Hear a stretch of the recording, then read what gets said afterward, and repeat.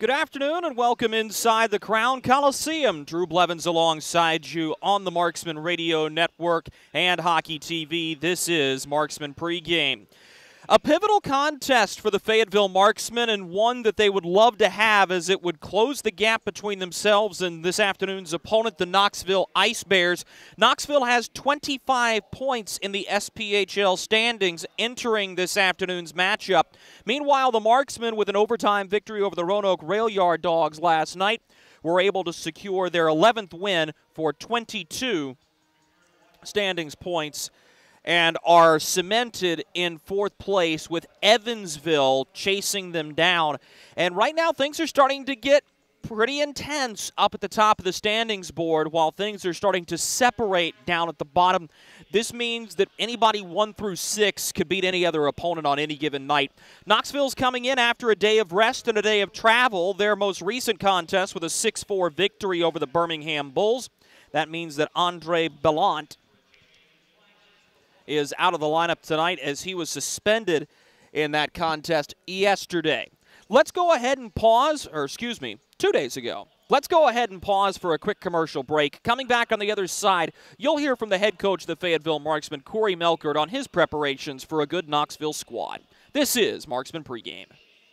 Hey you. Are you hearing this but not seeing this? You can change that. Follow along with the entire season of Fayetteville Marksman Hockey on Hockey TV. Visit hockeytv.com/subscriptions and get the SPHL TV package to watch every single Fayetteville Marksman road game this year. That's hockeytv.com/subscriptions. Welcome to Freddy's. How are you guys doing? Meetings. Lunch meetings all week, all salads. Bean salads. Quinoa salads. Heirloom salads. Frisee salads. Sometimes a guy needs a Freddy's Original Double, Chicago Dog, and a Turtle Sundae. Make that 2, please. 3. Absolutely. If it's gonna be bad, it better be good. Being bad never tasted this good. Freddy's, the experience that puts a smile on your face and the taste that brings you back. Kelly, you need to unmute yourself. For some, it's just the sound of ice hitting heavy-duty plastic. But for us, it's the signal calling us back to the light. And to Greg's house, because he just got a new grill.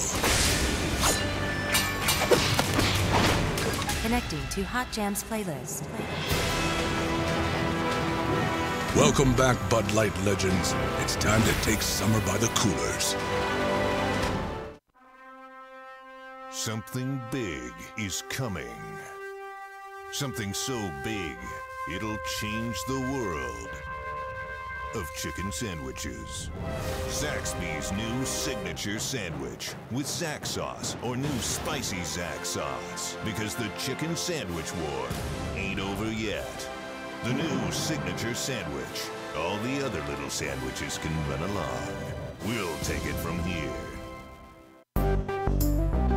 Experience the thrill of being a Fayetteville Marksman season ticket holder and all the benefits that come along with it, including your same great seat for 28 or 14 home games, exclusive season ticket member events, and an opportunity to enjoy discounts on food and beverage and merchandise at the Crown Coliseum. Skate to marksmanhockey.com/season tickets to learn more. We welcome you back to Marksman Pregame. Drew Blevins alongside the head coach of the Fayetteville Marksmen, Corey Melkert. Coach, you got an emotional win last night, 2-1 in overtime. What was the key to being able to pull it out there in the end? Yeah, I just think they kind of stuck with it. You know, the game plan was to, hang around as long as we can and, hopefully find a way to win, and I think they did a good job doing that. You went with a little bit of different line combinations yesterday. Of course, adding Brian Moore back into the lineup helps, being able to add an able-bodied forward who's played hockey at a high level. Had the Gordie Howe hat trick last night. Can you put into your own words just how important he was? Yeah, I mean, he's the best player in the league. There's really not much more to say about it. So when he's playing, he definitely helps us out.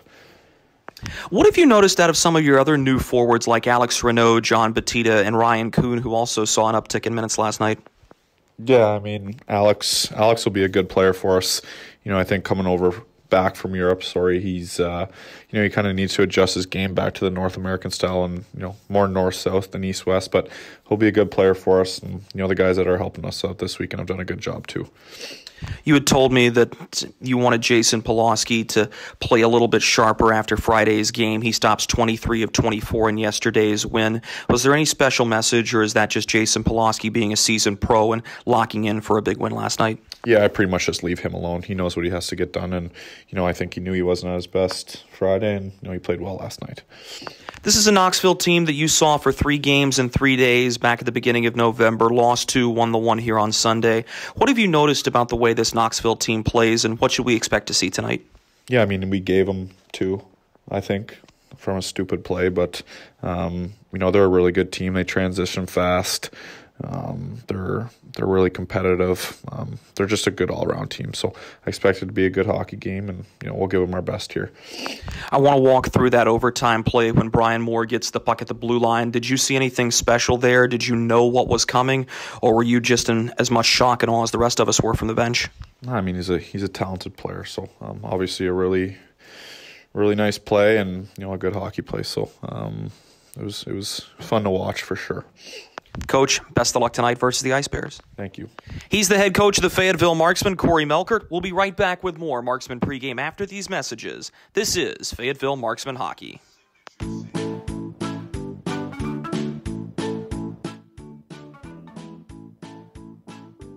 Marky? Carolina's Dentist offers the best in oral care and technology. Hope you're brushing twice a day like we discussed. And don't forget to make that 6-month appointment, okay?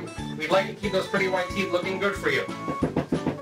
Come experience positively different dentistry at Carolina's Dentist, the official dentist of the Fayetteville Marksmen. Baby, we have spiders on every corner outside our house. Okay, I'll call someone to take care of it. Baby, we have fire ants all over the yard. Alrighty, I'll call someone else to take care of that. Baby, these mosquitoes, you have got to go. Here we go again. One call to St. Peter Pest Control provides all these services.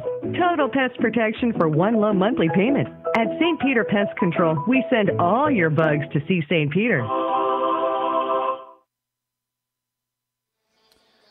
We welcome you back inside the Crown Coliseum in Fayetteville, North Carolina on a Chamber of Commerce first Sunday in December, our second Salute to Service game of the season as we take a time as an organization to pause and thank our servicemen and women. And one of the more interesting interactions I had today was actually with the Knoxville Ice Bears equipment staff, who is a Marine that has served in the United States Armed Forces, and we thank him as well as all of those of you who are following along on the Marksman Radio Network and Hockey TV for your service or continued service to our country. We are forever indebted to your efforts, and we thank you so very much. Let's go ahead and have a look at tonight's lineups. We'll start with the visiting Knoxville Ice Bears, who have been rather busy this morning. They traded Ned Simpson to the Vermilion County Bobcats in exchange for future considerations, which means you will not see Simpson in the lineup tonight, as he is, from what I can tell, in the stands this evening, but no longer belongs to the Knoxville Ice Bears, as he is Vermilion County Bobcats property after the trade was approved by the league. And in a separate transaction, Connor Graham has been signed by the Ice Bears. He'll be one of the starting 5 tonight for Knoxville. He'll be in the number 52 uniform. No changes for the Fayetteville Marksmen from the group you saw last night. Thomas Clayton is the healthy extra again this evening.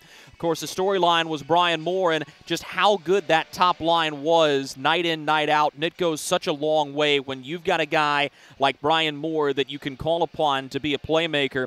He was so special, he ended up on SportsCenter's top 10 plays yesterday in the number 3 slot. Carried over into this morning. Was really fun to see just how good Brian Moore was last night in the team's first Gordie Howe hat trick of the season. It'll be Jason Polowski to get the start in net once again for the Fayetteville Marksmen. Polowski's had a Jekyll and Hyde weekend.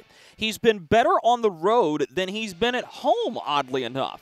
But Polowski is 3rd in the league in goals against average at 1.79. He is 5th in save percentage at .927. His opponent tonight will be Christian Stead instead of Jimmy Parita, who will get the afternoon off. Stead, the Canadian, has a .210 goals against average, a save percentage of .926, and a perfect 3-0 record. He was the one in net for the 3-2 win for the Ice Bears over the Marksmen in Fayetteville's only trip to the Knoxville Civic Coliseum so far this season. Let's go ahead and have a look at the standings board. Huntsville gets a little bit of retribution last night as they get a W. They remain the top of the league and the first team to crack the 30-point threshold as they stand at 31. Quad City keeping pace with a win last night. They're in second place. This Knoxville Ice Bears team holding fast in third and not showing many chinks in the armor as the Purple Machine keeps rolling along for Knoxville. Fayetteville right behind the Ice Bears, tied with Evansville for fourth at 22 standings points. And then you look at things that are getting really, really tight toward the back of the SPHL right now. Evansville in fifth, and then you've got Roanoke who's in seventh, and you've got Pensacola in sixth, Roanoke in seventh, Peoria in eighth, and that's getting to be a really tight-knit group. They are pushing each other and jockeying for the positions in the eventual playoff picture coming up in April. Right now on the outside looking in, Birmingham, Macon, and Vermilion County. Things have not started off on a hot streak by any stretch of the means for the Bobcats. Macon trying to turn a corner, and Birmingham trying to figure out the right recipe for success. Let's go ahead and step aside one more time here during Marksman pregame. We'll be right back to give you our keys to victory. This is Fayetteville Marksman Hockey. Hey you. Are you hearing this but not seeing this? You can change that. Follow along with the entire season of Fayetteville Marksman Hockey on Hockey TV. Visit hockeytv.com/subscriptions and get the SPHL TV package to watch every single Fayetteville Marksman road game this year. That's hockeytv.com/subscriptions. Welcome to Freddy's. How are you guys doing? Meetings. Lunch meetings all week, all salads. Bean salads. Quinoa salads. Heirloom salads. Frisee salads. Sometimes a guy needs a Freddy's Original Double, Chicago Dog, and a Turtle Sundae. Make that 2, please. 3. Absolutely. If it's gonna be bad, it better be good. Being bad never tasted this good. Freddy's, the experience that puts a smile on your face and the taste that brings you back. Kelly, you need to unmute yourself. For some, it's just the sound of ice hitting heavy-duty plastic. But for us, it's the signal calling us back to the light. And to Greg's house, because he just got a new grill. Connecting to Hot Jams playlist. Welcome back, Bud Light legends. It's time to take summer by the coolers. Something big is coming. Something so big, it'll change the world of chicken sandwiches. Zaxby's new signature sandwich with Zax sauce or new spicy Zax sauce. Because the chicken sandwich war ain't over yet. The new signature sandwich. All the other little sandwiches can run along. We'll take it from here. Experience the thrill of being a Fayetteville Marksman season ticket holder and all the benefits that come along with it, including your same great seat for 28 or 14 home games, exclusive season ticket member events, and an opportunity to enjoy discounts on food and beverage and merchandise at the Crown Coliseum. Skate to marksmanhockey.com/season tickets to learn more. We welcome you back inside the Crown Coliseum here on this Sunday afternoon, about 5 minutes away from puck drop between the Knoxville Ice Bears and the Fayetteville Marksmen. Let's go ahead and have a look at tonight's keys to victory. We'll start things off with the visiting Knoxville Ice Bears, and I think there are two words that summarize what tonight is about for this group: poise and pressure. You know this is a Fayetteville team that has had a penchant for coming out and attacking early and has historically tailed off in the second and third periods. That means you're going to have to come out and understand you may be playing defensive hockey through the first 10 to 20 minutes of this game. remaining poised, not getting discombobulated in the defensive zone, and being able to survive the initial rush is something that's going to be critical. The Marksmen have already played 2 games this weekend, and while, yes, it's not the easiest trip in the world to come over the Appalachians and into eastern North Carolina and play in the Sandhills. It's a long drive, and it can jet lag you. You did it yesterday. You're going to hit this ice, and you're going to be fresh if you're a Knoxville group, but you are going to understand that the game is going to be brought to you in the first 20 minutes, and remaining calm under that pressure is something that Knoxville has to find a way to do. Secondarily is pressure. Fayetteville has struggled in the defensive zone over the past 2 games against the Roanoke Rail Yard Dogs as they have not been able to consistently break the hockey puck out of the zone.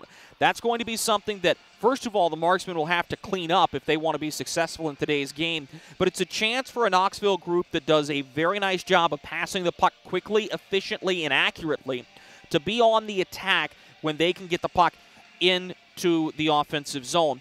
It's the basketball equivalent of a half-court offense. You want to be able to go down and set up in your attacking zone, and it's a Knoxville team that does that, and there are many different weapons that they can attack with, from Jason Price on the blue line to J.B. Baker, Stefan Brucato, Dean Balsamo, and Anthony McVeigh at the forward positions. It's a multi-layered attack that the Knoxville Ice Bears are going to want to use. For the Fayetteville Marksmen, I think one of the critical things is you have to be the team to take the game to Knoxville. You've got to own home ice, but you've got to do so carefully. And the reason I say that is you do not want to give a Knoxville group the opportunity on the power play. This is a dangerous group when they're a man up, because they have 2 effective units that have done a very nice job of establishing themselves as some of the best in the SPHL. Winning the special teams battle was a key last night. You're going to want to see this team succeed on special teams again tonight. The other thing for the Fayetteville Marksmen is make the job easy on Jason Polowski. I thought the Marksmen did a superb job of keeping shots on goal totals down last night, despite the fact that they don't have their full group or a group that they would like to see normally. This right now is a team that plays good defense, and they have all of their defensemen that they want in the lineup. In fact, right now they're playing a 7 defensive man unit and only 9 forwards. So I'll be interested to see how the Marksmen are able to go up against a little bit tougher offense and try to keep that shot total down. That'll do it for our keys to victory here in tonight's contest. Puck drop between the Fayetteville Marksmen and the Knoxville Ice Bears is next.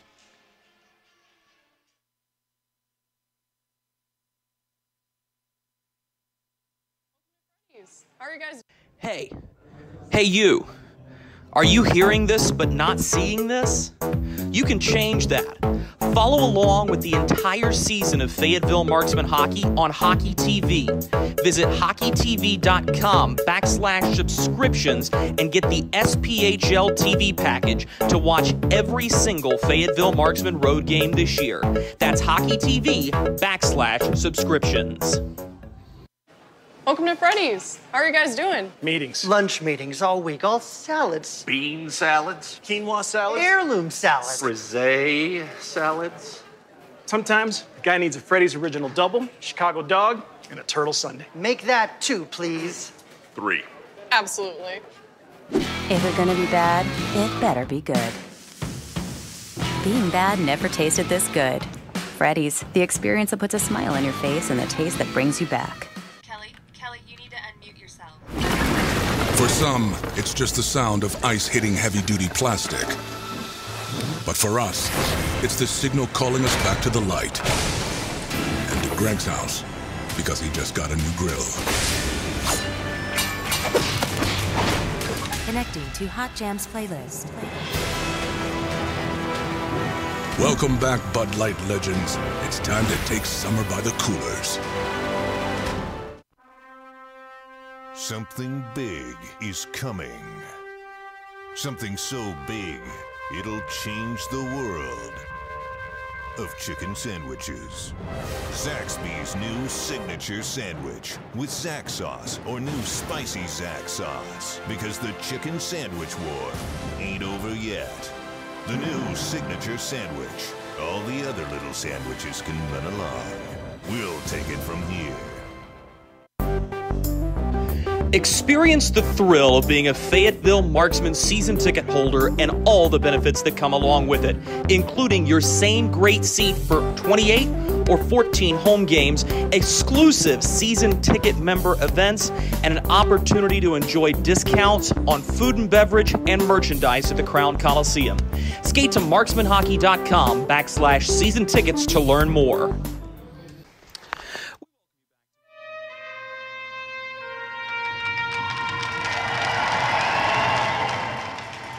In overtime. You hear the tail end of a wonderful national anthem here inside the Crown Coliseum on Salute to Service Sunday in the All-American City.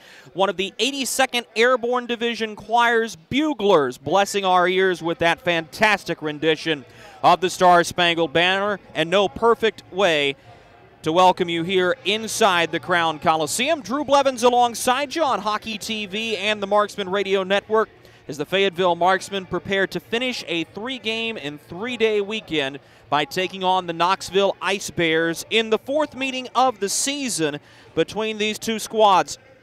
Knoxville owns the season series 2-1, but the Marksmen did win the last one. It also came on a Sunday, and that capped off a 3-game and 3-day series between the two cities. As the Knoxville Ice Bears look to extend their lead over the Marksmen, right now sitting in the 3rd place position in the SPHL. The Marksmen will be in their alternate red, white, and blue military appreciation uniforms, stars across the shoulder yoke, stripes down the sleeves, white jersey with red numericals, black pants, white socks. The Knoxville Ice Bears in their home black uniforms, Ice Bears written across the front in a purple stripe, orange numericals, black breezers, and black socks. Ceremonial puck drop has been completed over to our left as Christian Stead will get the start tonight in net for Jeff Carr and company. Stead has beaten the Marksmen once already this season. It was a 3-2 hotly contested game that saw the Ice Bears score a pair of power play goals after a Don Oliveri major penalty, and what at one point was a 2-1 Marksman lead turned into a 3-2 loss. It's the Marksmen's first loss of the season at that point, and now ever since they've been chasing the Ice Bears for that 3rd spot in the SPHL. Our referee for tonight's game is Joe Genovese. Phil Roosler and Hunter Pickard are the linesmen. They'll get together at center ice, bump fists, and we're nearly ready to go here from the All-American City in front of an energetic crowd here at the Crown Coliseum. Puck is dropped, and away we go with Game 3 of the weekend. Sam Turner shoots it into the attacking zone right off of Harrison Harper. A new look starting group for the Marksmen this afternoon. Harrison Harper and Vincenzo Renda on defense with John Batista, Matt McNair, and FX Girard as the forward group. Girard has it near red line, just brings the puck ahead to Matt McNair. He's got Batista driving, lifts it to him. He pushed it just wide. Great opportunity for Batista, who just sends it wide to the far goal post. He goes to work back behind the net. Is able to get it to the point for Harrison Harper, far side. Lays it into the far corner. It'll roll around the kick plate for Turner. He'll backhand it up the ice as this will be pitchfork sky high up in the air. And getting off on a line change is Colton Fletcher. New groups out for the Ice Bears as the Marksmen have the puck in their own zone. Matt McNair engaged by Turner. Knocked off the puck to Harrison Harper, who tried to move it for Batista. Intercepted and smacked back into the near side corner. Stepping in to make a play, Kyler Matthews lost the puck as the Marksmen are able to get it back out to center no further. Jason Price will hold the puck for the Ice Bears. Sends it to Matthews near side. Steps ahead of the red line. Shoots it into the far side corner in the attacking zone. Polowski will leave it on its back behind the net for Renda, who sends it out to the far side wing. Brian Moore will skate it up ice for the Marksmen. Moore was the man of the hour last night, and it's carried into a handful more hours of fame as he was number 3 on SportsCenter's top 10 plays yesterday evening and into this morning.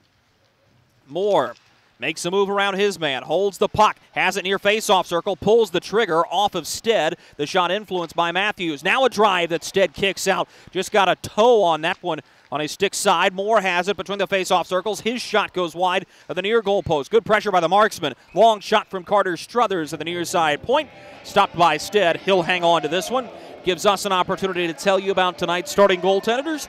Jason Polowski in net for the Fayetteville Marksmen comes in with a 1.97 goals against average, 10 wins, and a .927 save percentage. Christian Stead not far behind at a .926 save percentage, a .210 goals against average, but a perfect 3-0 record.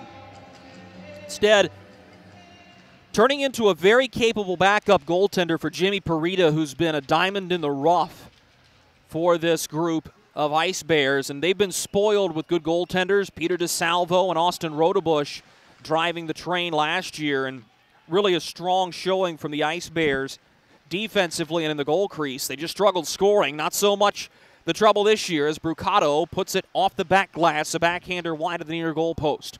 Rolling back behind the net, Knoxville will settle.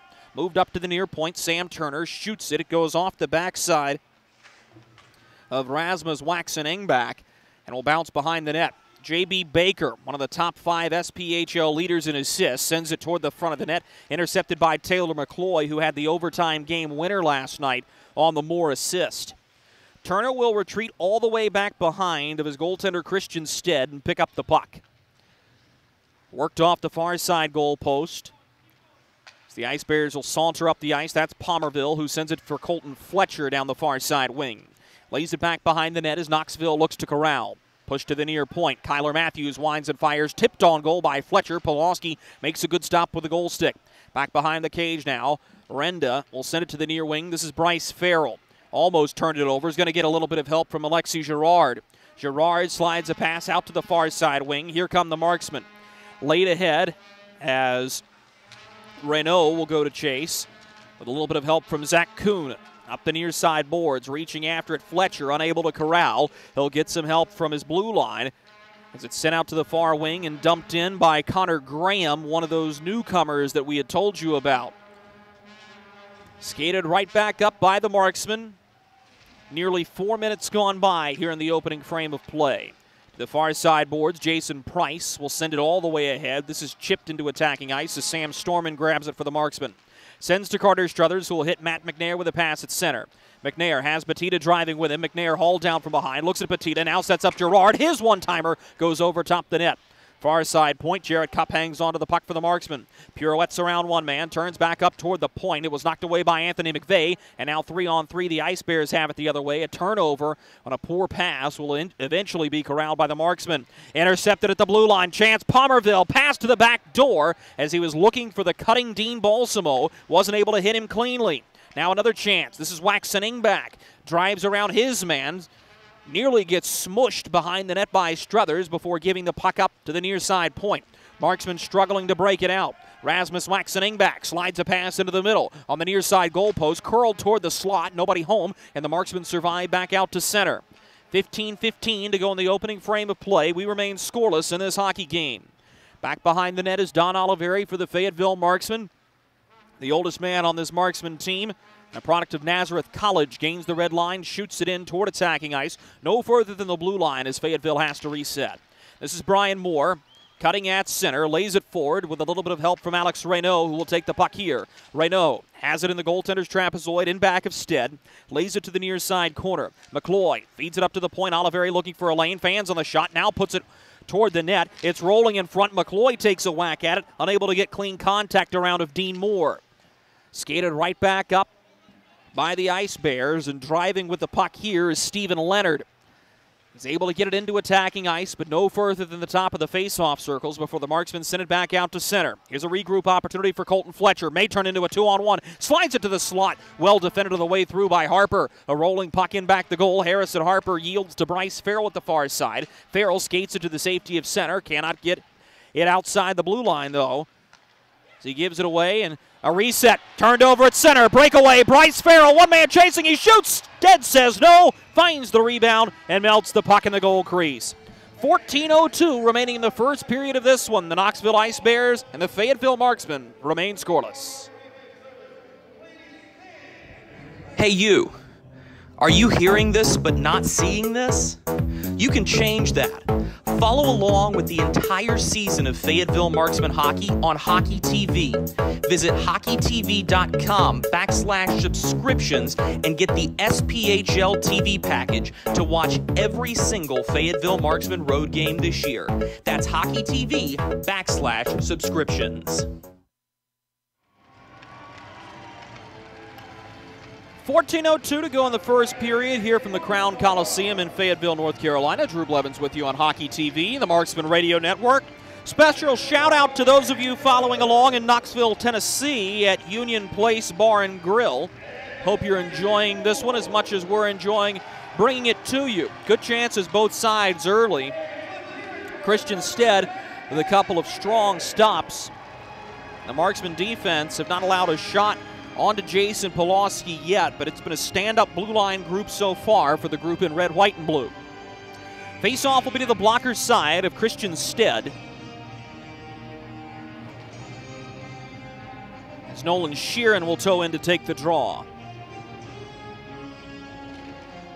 It's a face-off won by Knoxville to Jason Price. Sends it to the far side wing. Chipped out to center. Balsamo on his horse. Upend Storman and grabs the puck. Gives a pass into the middle of the rink looking for a cutting Anthony McVeigh. Stolen away. The Marksmen have it coming back in toward attacking ice. Dumped in down the far side boards as Nolan Sheeran goes to chase. He's interrupted by Kyler Matthews, who will send it out to the far side wing. Balsamo chips for McVeigh and gets it right back. Dean Balsamo ahead of the blue line looking forward for McVeigh. Intercepted by Ryan Kuhn, and he'll bank it off the near side boards. Dumped right back in by the Ice Bears. Polowski will let this one go as the Marksmen try to settle in their own zone. Petita calling for it. Storman in trouble with a rolling puck. Sends it near side for Carter Struthers after his 8-game call-up. Split between South Carolina and Wheeling in the ECHL. Ahead of the blue line, laid forward. McNair will go to chase for the Marksmen. This puck will not reach the goal line in time for an icing call, and Alex Pomerville has to send it ahead for J.B. Baker. He's got it on the near wing, just ahead of the defensive blue line. A stretch pass for Brucato rolls off the toe of his stick and out of play with 13:02 to go in the first period. For the Fayetteville Marksmen, it's going to be a game that they will look forward to having end, as they won't play again until December 16th. So they're the group that gets to enjoy the quote-unquote bye week with an 11-team SPHL. J.B. Baker will poke this one ahead as he was looking for Waxening back. Intercepted, and the Marksmen have a beat on it. Dumped in down the far boards by Petita. McNair will go to chase. Sam Turner is the first one there for the Ice Bears. Smacked up the near side boards. Waxening back. Flings a backhand pass ahead for Brucato. Stretches too far for him. Sent all the way back down the length of the rink by Oliveri. This will be icing against the Marksmen. With 12:32 to go in the first period, we remain scoreless.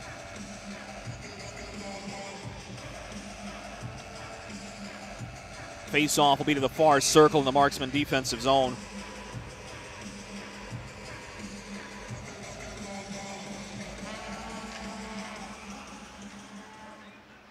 It's a face-off that'll be taken to the far corner. Oliveri engaged by Colton Fletcher there. Tries to fling it up beyond the near point, can't do it. Kyler Matthews with a wrist shot that goes off a shin pad. FX Girard will register a block. Bounces to the far side boards. Petita cannot get it around of Connor Graham. Up to the point. Fletcher hangs on to it. He pulls the trigger. Polowski watches into his glove and will hang on.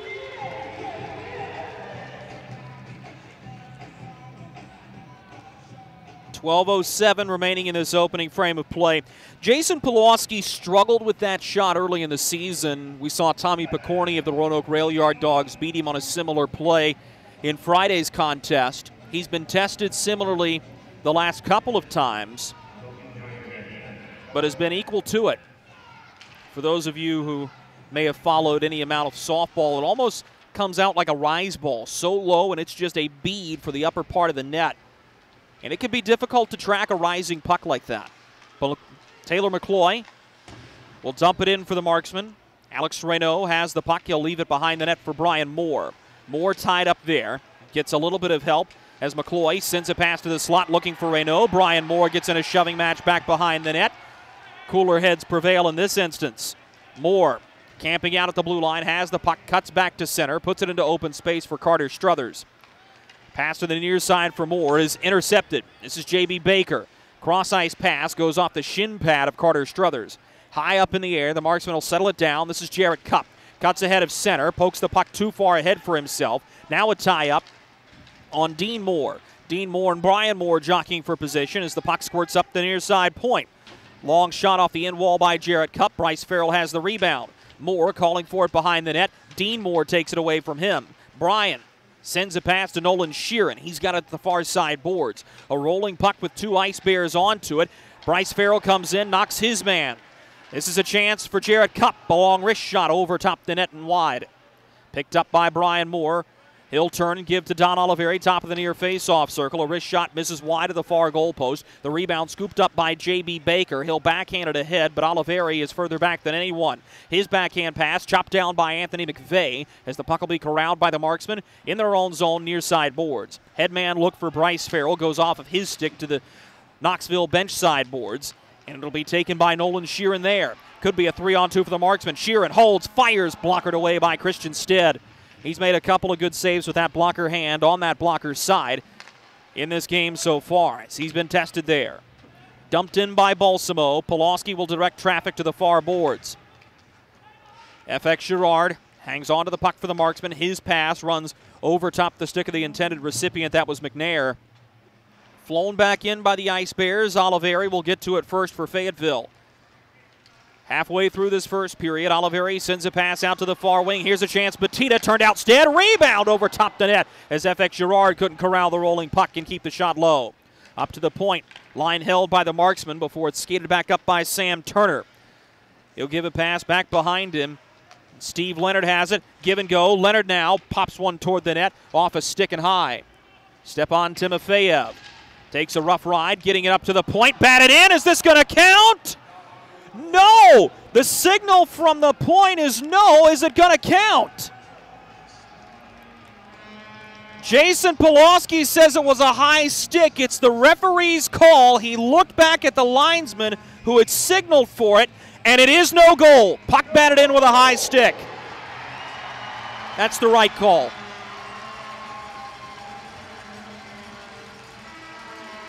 .9:25 to go in the first period. A little bit of excitement on a disallowed goal for a high stick. We remain scoreless in Fayetteville. Back after this. Welcome to Freddy's. How are you guys doing? Meetings. Lunch meetings all week, all salads. Bean salads. Quinoa salads. Heirloom salads. Frisee salads. Sometimes a guy needs a Freddy's Original Double, Chicago Dog, and a Turtle Sundae. Make that 2, please. 3. Absolutely. If you're gonna be bad, it better be good. Being bad never tasted this good. Freddy's, the experience that puts a smile on your face and the taste that brings you back. 9:25 to go in the first period as we welcome you back to Fayetteville, North Carolina. Drew Blevins alongside you. We remain scoreless after a little bit of excitement in front of the Marksman net. Shot from Sam Turner gets deflected on the way through and batted into the net with a high stick. I think the initial confusion was that puck touched by a Marksman who was defending in front? The answer to the question, no. The officials get together, 5-10 second conference, goal waved off immediately. I think that's a solid piece of officiating as well, as there was no call given absolutely on the ice as Joe Genovese had his view obstructed, looked up to the linesman, and of course the linesman can't make that call in the situation, but he had the best view. They get together, they get it right, we'll keep playing. Brian Moore down the near side boards, sends a pass all the way to the far corner as Reynaud will lay it behind the net for Taylor McCloy. McCloy knocked by Sam Turner as the puck works to the far side blue line. Oliveri swings to Jared Cupp at the near point, looks to Moore and calls for it right back. The pass deflected and eventually intercepted by the Ice Bears. Sent all the way up and ahead with Brucato pressuring Brian Moore. He'll drop for Don Oliveri. The Marksman reset with 8:30 to go in the first period. Ahead for Alex Reynaud. Lays it forward and Brian Moore will go to chase. Kyler Matthews the first in. Backhands to the far corner as Moore got into Matthews, who's slow to get up. Settles himself and adjusts his equipment as the Ice Bears will send it the length of the rink. This is icing as Carter Struthers is the first one back with 8:17 to go in the first period. I want to continue talking about the schedule for the Marksmen, though, as it gets very friendly for them not having to play for a couple of Thursdays. It's a group that's had some injury troubles. They're looking to get all 3 of their guys on IR back. They're looking to get the rest of the roster healthy with their various nicks and bumps and bruises. And it's something that can really go a long way for the Marksmen, just this bit of rest before you hit the halfway point of the season and go into the dog days of January and February. Near side corner, Ice Bears will send it all the way ahead. Balsamo's the first man back. Polowski sees it. Backhands to the far corner. Anthony McVeigh stepping forward for Knoxville, sends it off the dasher. A rolling puck taken back behind the net by the Marksmen. A clean breakout pass to center, but Nolan Sheeran reverses field to Carter Struthers in his own zone. To the near wing, Sheeran looks up for Bryce Farrell, who runs hard into Sam Turner's. The puck squirts free. Kuhn unable to keep it away from his man, and now Palmerville will drive. Here's a quick wrist shot on, caught and held on to by Polowski, with 7:34 remaining in the first period. Told you in our pregame conversations how critical it was going to be for Jason Polowski to be good, but also to keep shots on goal down as a group for the Marksmen. It's only the second shot that the Ice Bears have put on to Polowski. But simultaneously, you want to keep him on the perimeter as much as you can. This puck gets pinned to the backside of the net. Knoxville will take it past to the slot. A good tie-up on the way back. John Batista made a defensive play, and now he'll get a chance to possess. Swings it to FX Girard. He drives a shot that goes off the skates of Sam Turner. Girard, from his knees behind the net, will get some help from Matt McNair. Batista camping out in front of the net. Will come to the near wing. He's got it. Lays it up to the near point, looking for Alexis Girard, who had cut to the middle. So a free clear for the Ice Bears, and they'll take the opportunity to get off on a fire wagon change. Brought ahead. McNair flings one toward the net. Misses off the far side post. Vincenzo Renda sags back to receive. Turns it over. Brucato may have a breakaway. He shoots. Polowski bails his team out. Catches and holds. Renda smacks his stick in frustration on his way back to the bench. Not a whole lot he could do there on a rolling puck other than settle and realize he had a little more time. Stefan Brucato, one of the top 5 goal scorers, one of the top 5 point getters in the SPHL. Dangerous with a capital D. Unable to convert there, though. Dumped in by Brian Moore. Reynaud will go to chase for the Marksmen. Drops for Jarrett Cupp, who had hopped up in the rush. Reynaud behind the net. Shielding, looking at McCloy. He's going to leave it for him there. Near side corner. Scoop to the front for Moore. His shot off the stick of Stead and out of play. That's not where Brian Moore likes to be. He's effective in space, has tremendous hands, and got squished up toward the front of the net. Almost had both feet in the goal crease, seemingly. McCloy will take the draw for the Marksmen. Product of Adrian College, former collegiate line mates with Matt McNair, his teammate here with the Marksmen. Near side point, Cupp winds and fires a shot that goes off of J.B. Baker, who will grab possession and send it all the way ahead. Could be a chance for Rasmus Waxen-Ingback. His shot blockered away by Polowski. The rebound taken by the Marksman behind the net. Brian Moore flips it into space. He's going to play a little bit of lacrosse with it. Bouncing it, taken away by Balsamo. Low wrist shot. Polowski seals the 5-hole. Marksman will break it out up the near boards again.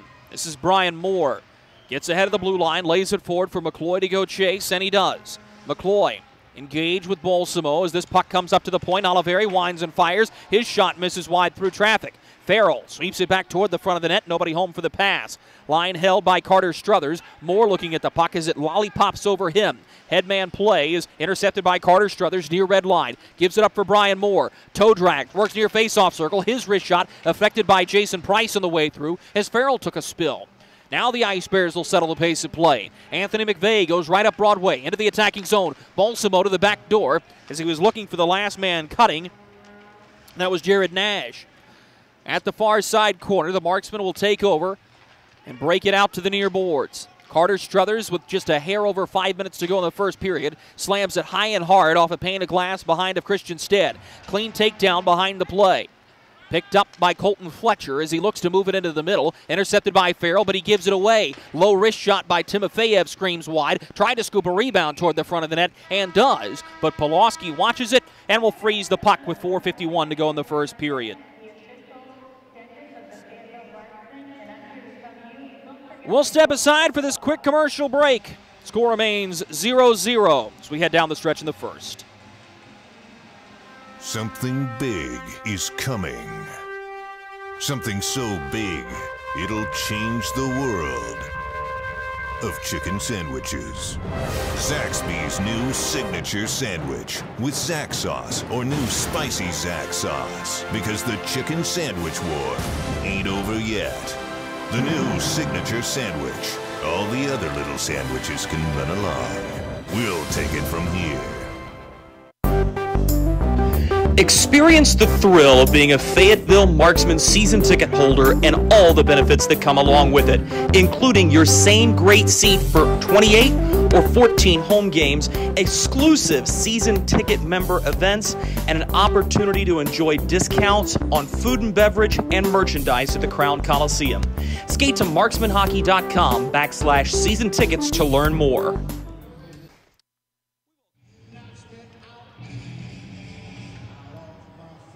.451 to go in the first period. Fayetteville Marksmen and the Knoxville Ice Bears knotted up at 0-0. Knoxville thought they were going to take the lead in the hockey game. The goal called back as the puck was batted in with a high stick. Knoxville will have it at center. Backhanded to the near boards where Jarrett Cupp steps ahead. Gives to Bryce Farrell, and he'll forehand ahead.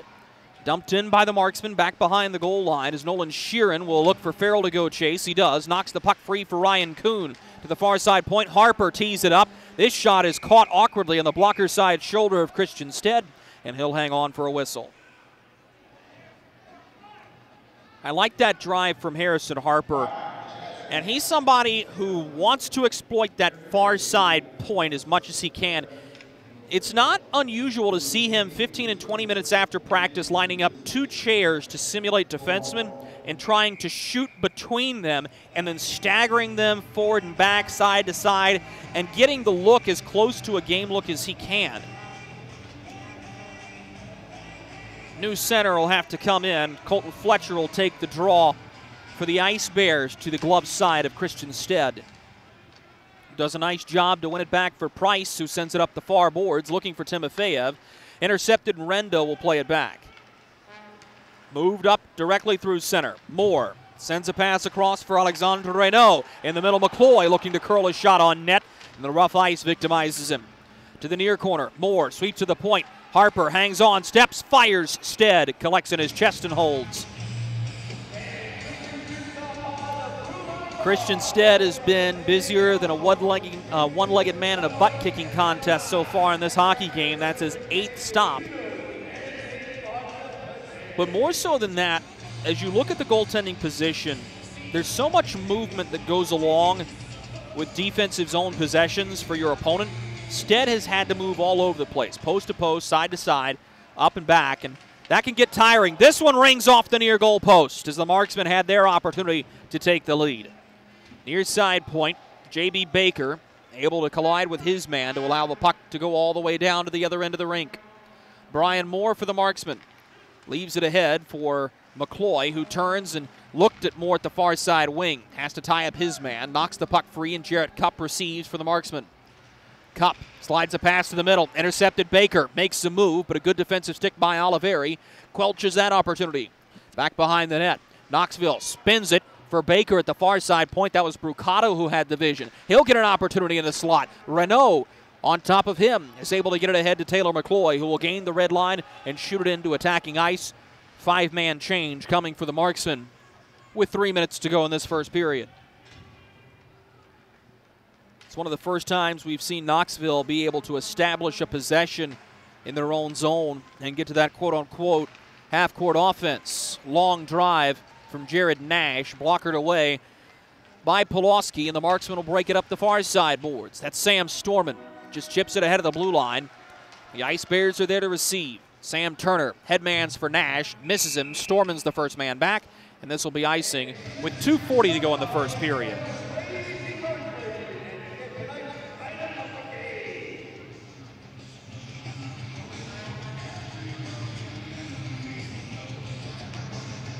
New group coming out for the Marksmen as they'll reload with that McCloy, Reynaud, and Brian Moore line. Carter Struthers and Don Oliveri will be the defensemen. The face-off is won by Knoxville This is Alex Palmerville. Looks to move it ahead for McVeigh. Finds him, and he'll push it out to the far wing for Nash. Ahead of the attacking blue line, Nash gives it away. Chip forward for Brian Moore. He's in a foot race for it. Moore beats his man, driving the net on his backhand. Tried to tuck it at the far post. Christianstead with a huge stop there, and he'll hold for no rebound. His best stop of the hockey game so far. Moore won the foot race, got around his defender, drove to the net, and there are only two moves you can make there. You can try and pop it over the goaltender's shoulder, short side, or you can do what Moore did, dig to the backhand and hope the goaltender doesn't get over in time. Face-off won by the Ice Bears, who have been very good in the circle in the first period of this hockey game. Fletcher sends it to the far wing. McCloy on his horse. Has it back behind the net. McCloy tying up his man. A rolling puck will be skated right back out to safety. A good play by Steve Leonard to the near side wing. Ice Bears will look to set up possession again. Up the near boards. Marksmen have it. They'll be able to break it out, but no further than the red line. Moore collides with his man. Renda comes in as this puck pops up in the air. Stepan Timofeyev, the speedy Russian superstar, will grab possession at the far side boards. Timofeyev drops to the point. Jason Price slides one toward the slot, looking for Fletcher. Knocked away from him. A rolling puck corralled by Matt McNair. Palmerville attacks the puck and will knock it free for Jason Price. Price swings to Palmerville, near side face-off circle. The Knoxville defensive zone. Broken up through center. Timofeyev will gain the blue line and dump it in behind the net. Matt McNair to retrieve for the Marksmen. Will send it out to the far side boards. Here comes Fayetteville. Dumped in. Chasing is Nolan Sheeran. Palmerville beats him. Waxening back on the breakout pass. Initially deflected and now pushed out to the far side boards. J.B. Baker's the first man up the ice for the Ice Bears, but it's intercepted. Here comes Jarrett Cupp. Lays it down the near side wing. Going to grab it is Alex Palmerville. Turns and finds Price in the near side corner. Jason Price peers ahead, clean pass, but tipped too hard off the stick of Waxening back. Dumped right back in by the Marksman, and going to get it to Jason Price, far side corner. Skates it out from there with 40 seconds to go in the period. A headman look, now Baker near side wing. J.B. Baker slides it into the middle for Waxening back. He gives to the slot, nobody home. McCloy picks up the loose change. Chips it all the way ahead. Sheeran reaching after the puck, cut off by Kyler Matthews, who will skate behind of Stead. Passes directly up center. Waxening back. Looks, settles, and finds J.B. Baker up the near side wing. He headmans for Brucato, tried to slide it to the far side. Polowski says no and gives no second chance. It amazes me how Stefan Brucato has been prolific scoring this year, but you don't call his name very often. He's not a puck possessor, puck skater. He lets his line mates go to work. And I believe it was Wayne Gretzky who talked about going to where the puck was going to be instead of where the puck was. Brucato does a very nice job of adhering to the old adage. High up in the air, McCloy swinging his hand as he batted the puck initially, flexing his fingers and not holding his stick as 3 seconds to go in the period, and the clock mysteriously stops, and I believe the officials are going to say that's where the frame is. They will. Good amount of action here in the first 20 minutes from Fayetteville, but similar to yesterday's contest, we remain scoreless through 20 minutes of play. Shots on goal through the first period for the Fayetteville Marksmen, 9. For the Knoxville Ice Bears, 7. We'll pause for a quick commercial break. Coming back from it, we'll take you to our first period intermission report, where we'll put the period on reset for you. You'll also hear from Brian Moore, who had the game-winning assist last night. This is Marksman Hockey.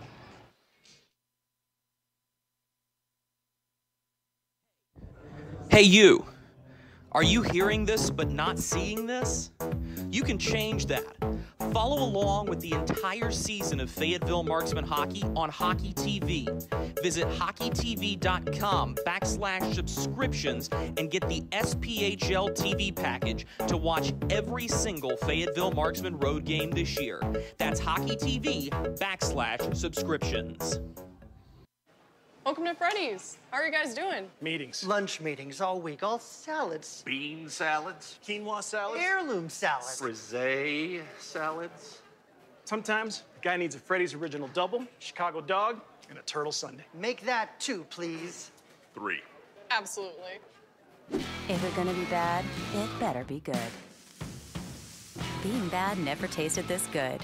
Freddy's, the experience that puts a smile on your face and the taste that brings you back. Kelly, you need to unmute yourself. For some, it's just the sound of ice hitting heavy-duty plastic. But for us, it's the signal calling us back to the light.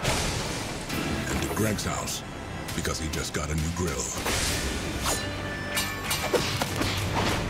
Connecting to Hot Jams playlist. Welcome back, Bud Light legends. It's time to take summer by the coolers. Something big is coming. Something so big, it'll change the world of chicken sandwiches. Zaxby's new signature sandwich with Zax sauce or new spicy Zax sauce. Because the chicken sandwich war ain't over yet. The new signature sandwich. All the other little sandwiches can run along. We'll take it from here. Experience the thrill of being a Fayetteville Marksmen season ticket holder and all the benefits that come along with it, including your same great seat for 28 or 14 home games, exclusive season ticket member events, and an opportunity to enjoy discounts on food and beverage and merchandise at the Crown Coliseum. Skate to marksmanhockey.com/season tickets to learn more.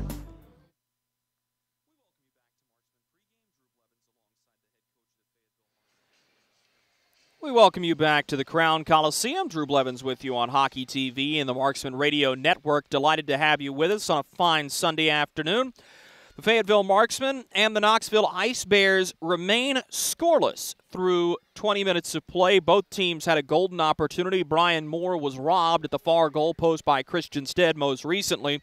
And the Ice Bears put the puck in the back of the net, but it was batted in with a high stick. And that means it's no goal. The officials did a nice job to get together and first of all, they got the right call, but it was more the way they did it, very process-oriented and doing a nice job to get the call correct quickly and efficiently without any type of confusion. And I know it's a difficult pill for the Ice Bears to swallow, but you'll go back and you'll see rather clearly it was batted in with a high stick, and I've got no problem telling you that, and I don't think anybody else who would watch that game would have a problem telling you that either. No penalties in that period as well. So it ultimately on the stat sheet amounts to nothing as the teams feel each other out through that first period. And for some teams, a period like that is exactly what you want to see, where you've had opportunities, you've given up opportunities, and you've played a good brand of hockey against a good hockey team. For other teams, it's one of those things that it is more frustrating than anything else, that you thought you were going to be able to put the puck in the back of the net, and not to be too individualistic, but you want to see guys score. You want to see guys get assists. You want to see action that is reflected in the score sheet, and we saw a ton of action in that period, and I thought both teams played relatively well. It's just ultimately we don't have any goals that get scored, so we find ourselves sitting at a 0-0 tie. We take you around the SPHL at this point normally, but it's the only game in town right now. Nobody else playing on this fine Sunday. The Fayetteville Marksmen and the Knoxville Ice Bears are the only SPHL game going on. We're going to pause for a quick commercial break. Coming back from it, I corralled Brian Moore prior to tonight's game to talk about last night's heroic effort for the Marksmen in a 2-1 overtime win. This is Marksman Hockey. Hey you, are you hearing this but not seeing this? You can change that. Follow along with the entire season of Fayetteville Marksman Hockey on Hockey TV. Visit hockeytv.com/subscriptions and get the SPHL TV package to watch every single Marksman road game this year. That's hockeytv.com/subscriptions. Welcome to Freddy's. How are you guys doing? Meetings. Lunch meetings all week, all salads. Bean salads. Quinoa salads. Heirloom salads. Frisee salads. Sometimes a guy needs a Freddy's Original Double, Chicago Dog, and a Turtle Sundae. Make that 2, please. 3. Absolutely. If you're gonna be bad, it better be good. Being bad never tasted this good. Freddy's, the experience that puts a smile on your face and the taste that brings you back. Kelly, you need to unmute yourself. For some, it's just the sound of ice hitting heavy-duty plastic. But for us, it's the signal calling us back to the light. And to Greg's house, because he just got a new grill. Connecting to Hot Jams playlist. Welcome back, Bud Light legends. It's time to take summer by the coolers. Something big is coming. Something so big, it'll change the world of chicken sandwiches. Zaxby's new signature sandwich with Zax sauce or new spicy Zax sauce. Because the chicken sandwich war ain't over yet. The new signature sandwich. All the other little sandwiches can run along. We'll take it from here. Experience the thrill of being a Fayetteville Marksmen season ticket holder and all the benefits that come along with it, including your same great seat for 28 or 14 home games, exclusive season ticket member events, and an opportunity to enjoy discounts on food and beverage and merchandise at the Crown Coliseum. Skate to marksmanhockey.com/season tickets to learn more. Welcome back to Marksman Hockey. Drew Blevins alongside Brian Moore. Brian, first of all, how does it feel to be playing back in the Marksman lineup after the 3-game suspension, but also in your home state? You know, it's awesome. It's a good opportunity for me to be close to home and have my family around to be able to watch. Haven't been able to do that my entire career, so I mean, it means a lot to me and my family that they get to watch and be here for most of these games. You've been kind of the man of the hour over the last 12 hours or so since the overtime assist last night. Just walk me through that play. What did you see before dishing the puck off to Taylor McCloy? You know, I just saw that their forward read the play kind of weird, which I did a little spin move off of him, and then I kind of just got a guy to bite on a little shift move, and he dove, and then obviously with a big defenseman in front of the net, you kind of be a little patient, and I was lucky enough to make a tape pass over to Tiddy, and he was able to put it in the net pretty smoothly.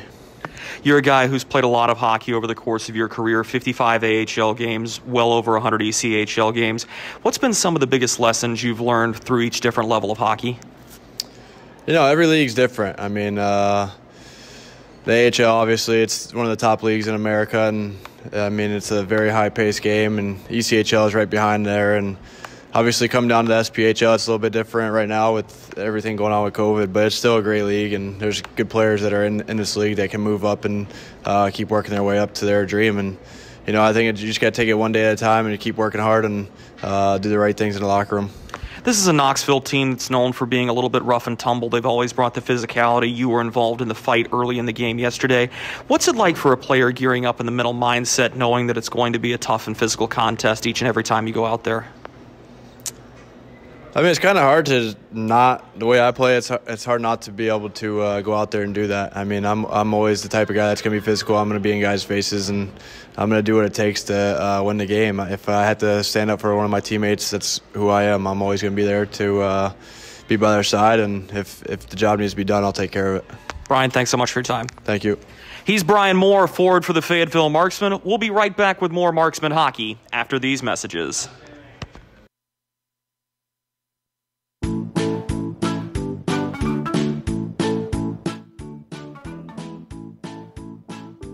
Mikey? Carolina's Dentist offers the best in oral care and technology. Hope you're brushing twice a day like we discussed. And don't forget to make that 6-month appointment, okay? We'd like to keep those pretty white teeth looking good for you.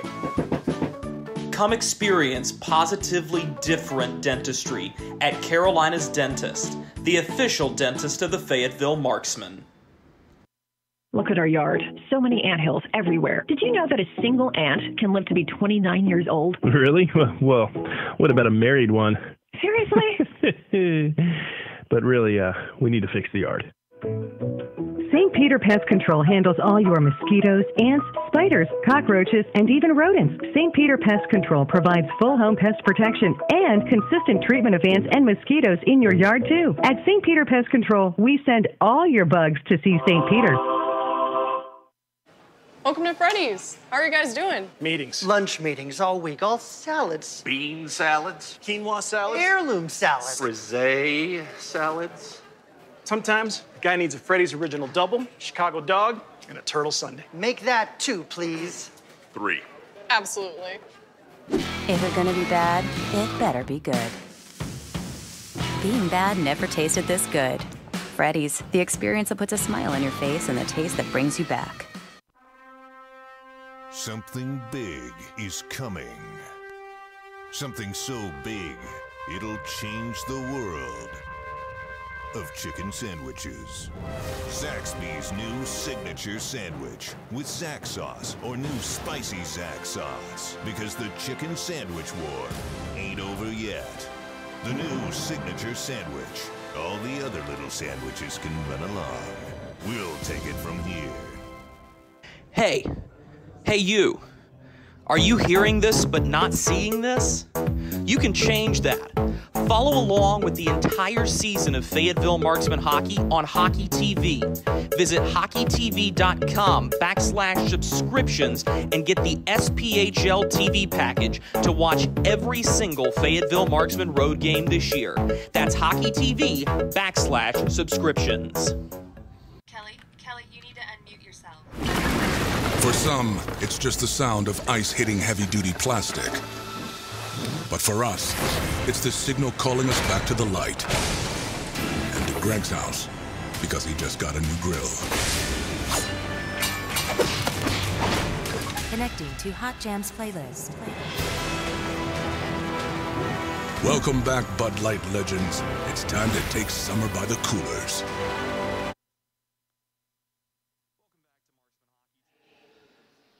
We welcome you back to the Crown Coliseum in Fayetteville, North Carolina. The Fayetteville Marksmen and the Knoxville Ice Bears duking it out in the 4th of 7 meetings between the two teams this year. Good pace to this one, but neither team able to put the puck in the back of the net. So we still await the game's first goal. It didn't take long into the second period yesterday. We'll see if the same thing happens here this afternoon. No other SPHL games to talk about as, well, to be quite frank, the Knoxville Ice Bears and the Fayetteville Marksmen, the only SPHL game in town. You'll have to wait till Thursday of next week to pick back up on your SPHL action. But we do have a little bit of college football news for you. We'll also take you for a quick spin around the NFL. We'll start things off in the world of college football, where bowl games are starting to roll in the state of North Carolina. ECU will be taking on Boston College in the Military Bowl from Navy Marine Corps Stadium in Annapolis, Maryland. The NC State Wolfpack, who were a game away from competing for an ACC championship, will be going to the Holiday Bowl to take on UCLA. The Wake Forest Demon Deacons will be in the Tax Slayer Gator Bowl in Jacksonville, and the Clemson Tigers will be going just a little bit further south. They'll be heading to the Cheez-It Bowl as we await the fate of the SEC teams. We can tell you 2 of them are in the college football playoffs, and this won't make many friends in the state of Tennessee. The Alabama Crimson Tide are the #1 overall seed in the college football playoff, and the Georgia Bulldogs, the SEC runner-up, are #3. Let's see if we can give you a couple of NFL updates before we head to our final commercial break. It is the Tampa Bay Buccaneers 27 and the Atlanta Falcons 17, with the Buccaneers on the edge of the red zone late in the 4th quarter. The Chicago Bears trail the Arizona Cardinals at home 33-14. The LA Chargers beating the Cincinnati Bengals 38-22. The Detroit Lions trying to hang on against the Minnesota Vikings. They lead at home 23-21, looking for their first win of the season. The Indianapolis Colts taking care of the Houston Texans on the road. They're up 31-0. The Miami Dolphins leading the New York Giants 17-9. And the Philadelphia Eagles handling the New York Jets at MetLife Stadium 33-18. Here, the score is 0-0. We'll be right back with second period puck drop. This is Marksman Hockey. Experience the thrill of being a Fayetteville Marksmen season ticket holder and all the benefits that come along with it, including your same great seat for 28 or 14 home games, exclusive season ticket member events, and an opportunity to enjoy discounts on food and beverage and merchandise at the Crown Coliseum. Skate to marksmanhockey.com/season tickets to learn more. Welcome to Freddy's. How are you guys doing? Meetings. Lunch meetings all week, all salads. Bean salads. Quinoa salads. Heirloom salads. Frisee salads. Sometimes a guy needs a Freddy's Original Double, Chicago Dog, and a Turtle Sundae. Make that 2, please. 3. Absolutely. If it's gonna be bad, it better be good. Being bad never tasted this good. Freddy's, the experience that puts a smile on your face and the taste that brings you back. Something big is coming. Something so big, it'll change the world of chicken sandwiches. Zaxby's new signature sandwich with Zax sauce or new spicy Zax sauce. Because the chicken sandwich war ain't over yet. The new signature sandwich. All the other little sandwiches can run along. We'll take it from here.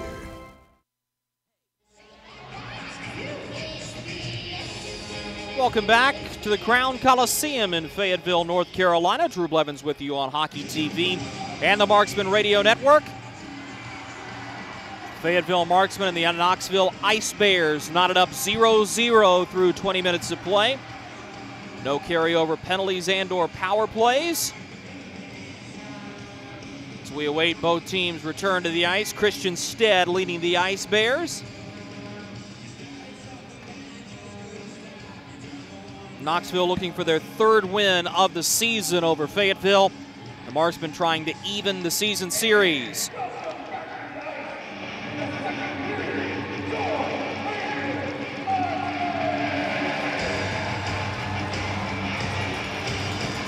Strong crowd here for a Sunday afternoon, and we'd be remiss if we did not thank the corporate partners who have joined in with the Seats for Service program.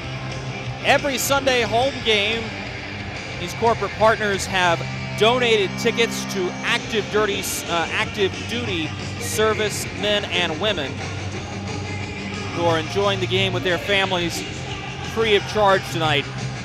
Cool program, and always awesome to take time to recognize the great work that these servicemen and women are doing both at home and abroad. Marksman will go from left to right across your radio dial. Jason Polowski will dirty the crease and get all set and ready to go to the net to our left-hand side.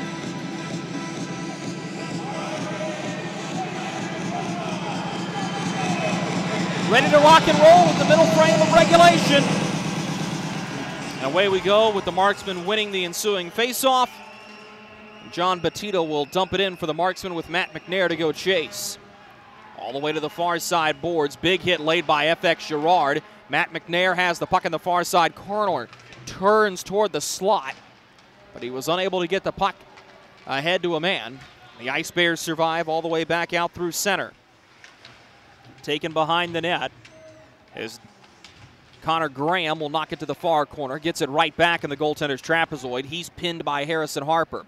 Up the near side boards it goes. This will stretch too far for McNair as Jason Price is back to receive for the Ice Bears. Price delivers a pass to the far side corner. This will be swung to the near boards and tipped ahead by Balsamo. Oh, no, he didn't. Missed his stick completely, so this will be icing against the Ice Bears. with 19:11 to go in the second period.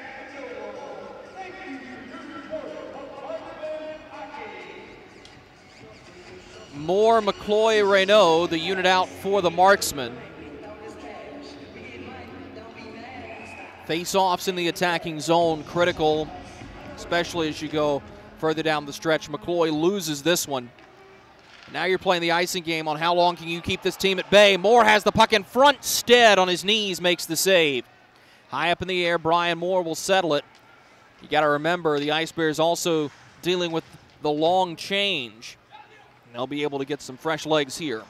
Balsamo feeds it back behind the net as Nash moves it into the middle, looking for Balsamo in the slot. He's unable to corral the pass.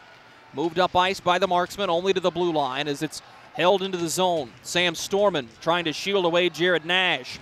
Nash beats him in the near side corner as this comes right back up the near side boards. Knoxville gets to the puck first. Nash sends it to the far boards. Balsamo chipped it up to the point. It goes off a shin pad, and the Marksmen have it the other way. Taylor McCloy drops to the point, held by Brian Moore. He toe drags, cuts between the face-off circles, and loses the puck. One-on-one the other way is Stefan Brucato. He left it in open space, but Oliveri takes it away. Oliveri slides it up the near wing. Moore kicks it to Reynaud. Reynaud up Broadway, loses the puck off of a couple of sticks to J.B. Baker. Now Reynaud going chasing after it again. Plays it behind the net for Moore, who curls a pass into the middle that's intercepted. Moved up ice to Brucato, gains the red line and shoots it to the far side corner. Jarrett Cupp chasing after it. He takes a hard spill. Brucato to the puck, lays it into the middle for Waxen Ingback. He turns at the far face-off circle and finds Alex Pomerville near side point. Pomerville laid it ahead to Brucato, who had it, bounces it up in the air. Let's keep going to Waxen Ingback in front. His shot goes off the Betty of Humanity, and J.B. Baker has it at the far side boards. Baker lost possession of the puck, brought ahead by the Marksman. This is Ryan Kuhn. Gains the blue line, sidesteps Baker as Sam Turner goes back to get it. Finds Pomerville near side corner. His pass is stopped by Oliveri with Timofeyev chasing after it. Bryce Farrell knocks the puck free. Pomerville is there. This one takes an awkward carrying off of a stanchion. Bounces ahead for the Ice Bears on a fortunate hop. Dumped in by Timofeyev, caught by Polowski in his goal crease, and he'll pause for a whistle with 17:01 to go in the second period.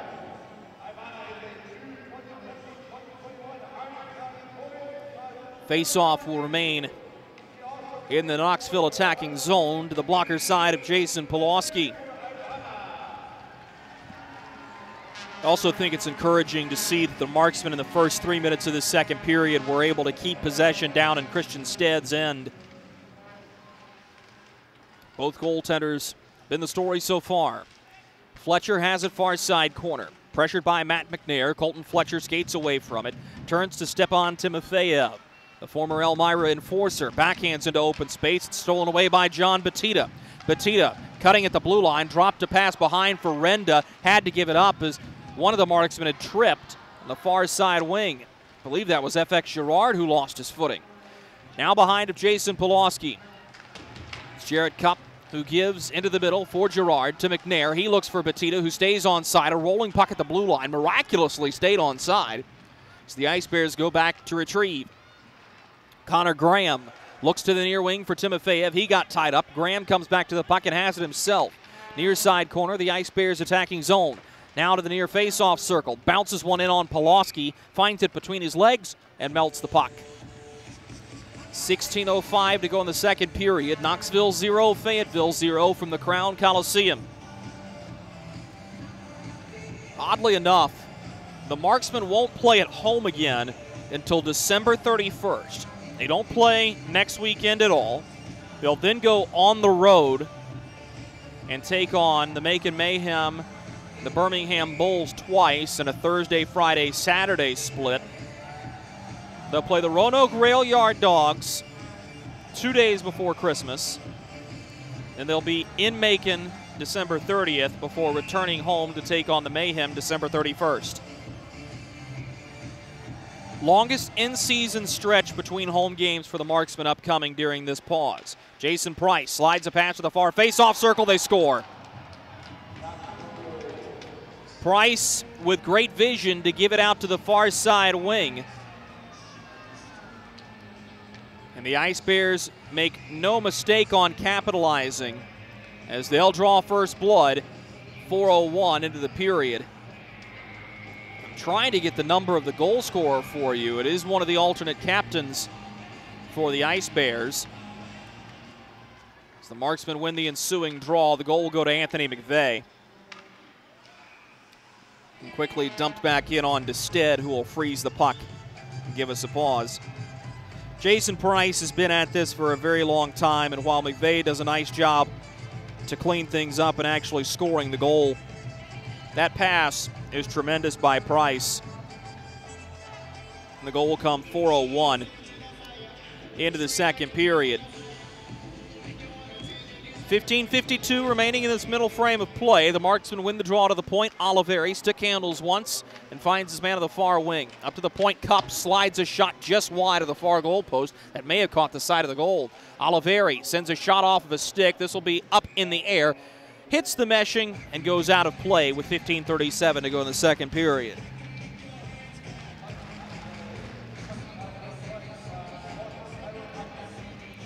In yesterday's game, it took Brian Moore 3 minutes to answer. And that's the same energy the Marksmen are looking to replicate here in this afternoon's contest.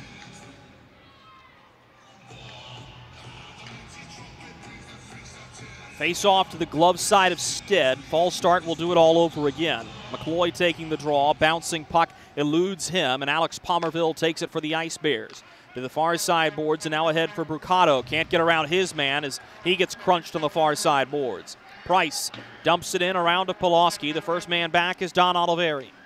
Oliveri for the Marksmen gives to the near side boards. This is McCloy. Throws it to the far wing. Alex Reynaud sweeps it ahead for Brian Moore. He's got McCloy going with him. Here's a duplicate play of the OT winner last night that's broken up by Rasmus Waxen-Ingback. Now Moore behind the net will feed the point in Oliveri. Settles near blue line. Sends it right down the wing side boards. Behind the net, stolen away by Palmerville. He headmans the puck to Waxen-Ingback, who passed it back toward his bench, thinking Baker was with him. And now it's intercepted. Bryce Farrell has it into the attacking zone. Drops for Oliveri, who looked to touch to Brian Moore. Now just spun toward the front of the net weakly. Oliveri gets taken down. The puck looked like it hit him in the back of the helmet. Marksmen are able to keep it in the zone. Farrell gives to the far wing. Marksmen have it in back the goal. Pass to the middle is blocked. Oliveri will take it. Long shot off Stead. Big rebound on the doorstep. Farrell can't settle the rolling puck. Colton Fletcher unable to get it out for Knoxville as we've got a whistle. We may have a penalty upcoming here. It's Joe Genovese skating backwards, and no, pardon me, that's a timeout because of an injury, and it's Stefan Brucato who's grabbing at his face as he heads off for some repairs. 14:26 to go in the second period. Knoxville leads 1-0.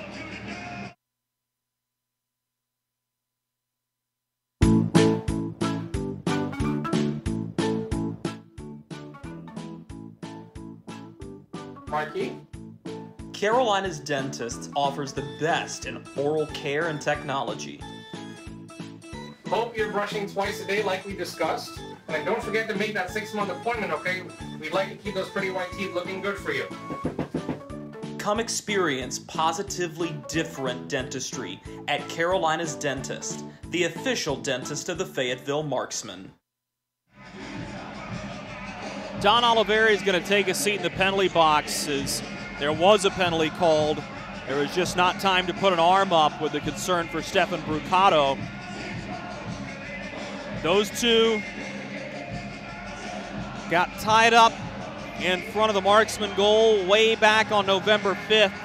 Oliveri was suspended a pair of games for slew footing, and he might get the heave-ho here. He was standing up in the penalty box, and Joe Genovese trying to sort things out with the scorer's table, and Oliveri has been sent back to the locker room.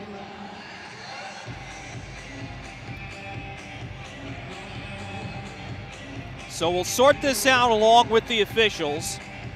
We'll get all of the official penalties as soon as they load into the live scoring system from downstairs up to where we are. But as it seems right now, Oliveri will be done for the afternoon.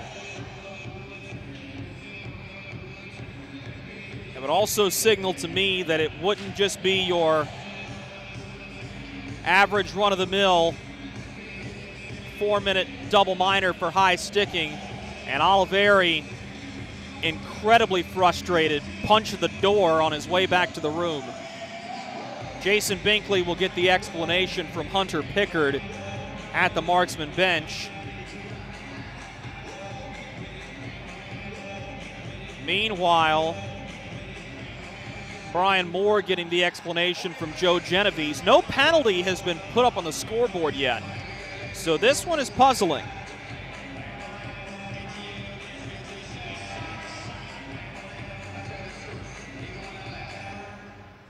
Moore will skate back over as the Marksmen are going to send John Batista to serve this penalty.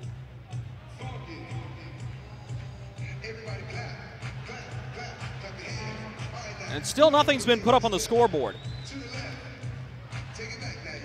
And I'll be brutally honest, I never saw a signal for a penalty given, which isn't altogether uncommon on double minors or majors, as it's typically given through the circular hole in the glass at the scorer's table on ice level.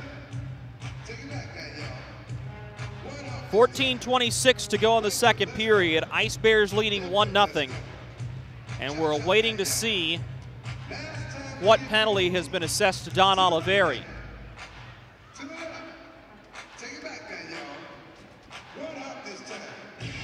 And I believe the officials are going to have to clean up a couple of blood drops on the near side boards. It has been a major penalty that's been assessed to Oliveri, and that'll key the ejection. And now we'll just await the public address announcer, Ray St. Peter, to tell us what the infraction was.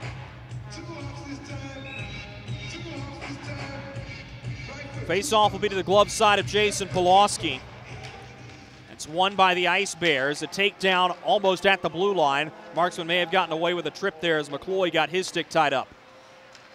Slap shot through traffic, knocked down, and now set to the near face-off circle. J.B. Baker's bid goes over top of Jason Polowski.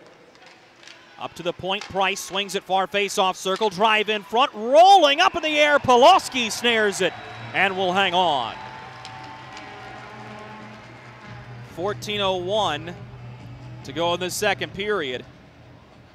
1-0, the score remains the same as the Marksmen look to kill off the major penalty taken by Oliveri. So we look to get those details for you as rapidly as we can.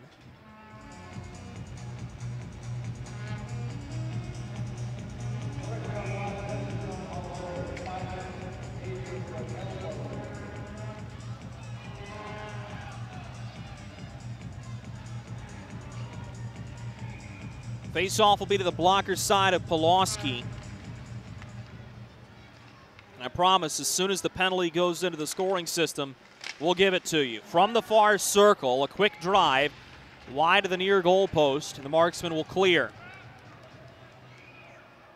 4:20 to go in the second, or excuse me, 4:20 to go in the penalty to Don Oliveri. 13:40 to go here in the second period.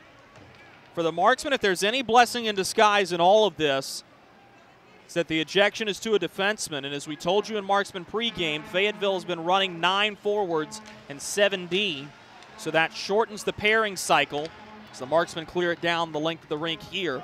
Unfortunately, Oliveri, such a veteran presence and somebody who's had 12 points so far this season. And the official penalty has been given as elbowing, and a 5-minute major on the hit on Stefan Brucato, who I have not seen come back onto the bench yet, as he was taken off by the Knoxville training staff for repairs.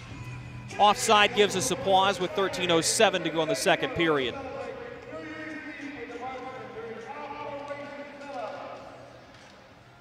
Face-off won by the Ice Bears as Dean Moore pushes to Sam Turner at the far side wing. He returns fire at center to Rasmus Waxen-Ingback, who will dump it in down the near boards. Polowski on his backhand, found a man, but Dean Moore holds the line to Sam Turner. Pressured from behind, his shot blocked by FX Girard. Timofeyev looks to turn it below the goal line. He was unable to get the pass through cleanly, and the Marksmen clear it down the length of the rink. Dean Moore with Sam Turner back behind the play to grab hold of the puck. Swung to the near side wing as Timofeyev will walk it into the zone. Gets by his man. Timofeyev stops, pops, shoots, and scores. Stepan Timofeyev with a little hesitation at the bottom of the near face-off circle. Beats Polowski 5-hole, and a power play goal for the Knoxville Ice Bears makes it 2-0.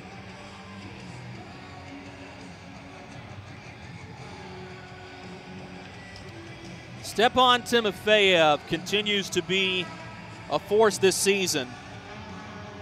It'll be his 4th goal of the year and his 11th point. Comes 7:37 into the second period. And as with all major penalties, John Batista serving for Don Oliveri. He'll have to stay in there for the entirety of the penalty. Majors have to time out. It's not as if you score and get a reduction in time. You'll be all 5 minutes shorthanded. So now the Marksmen really looking to get into survival mode. It's taken right ahead of center. Dumped in by the Ice Bears. Slapped off the near side glass. This will get a round of Dean Moore. One man back for the Marksmen. This is Brian Moore.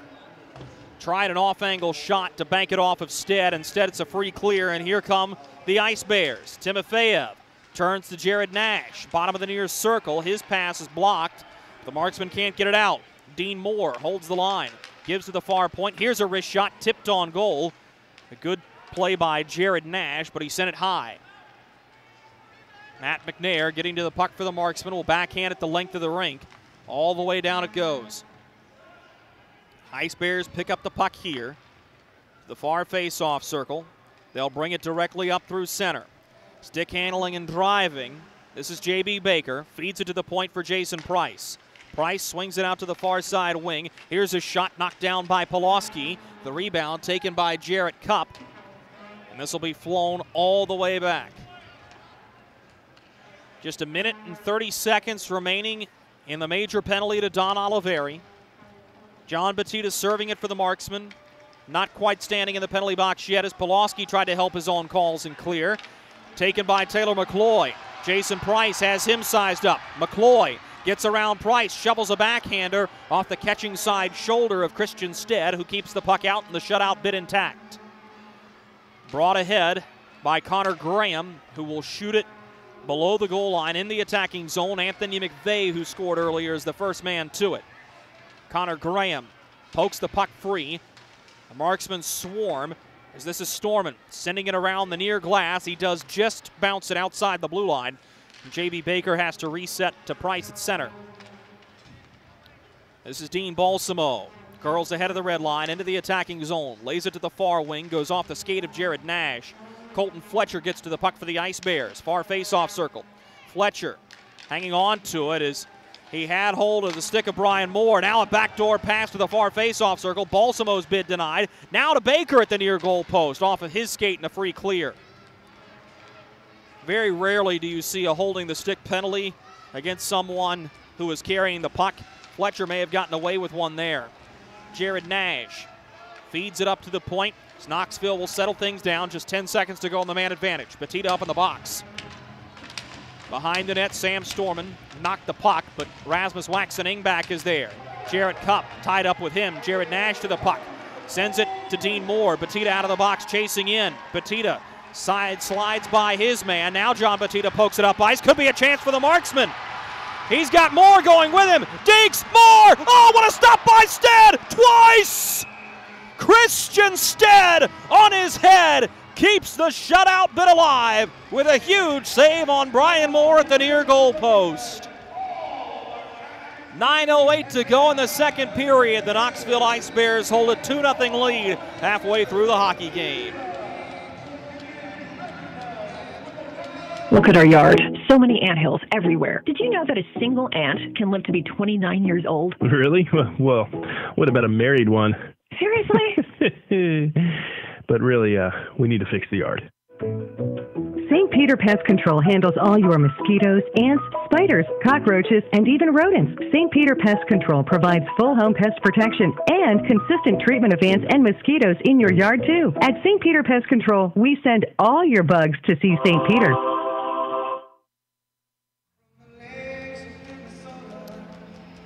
.908 to go in the second period.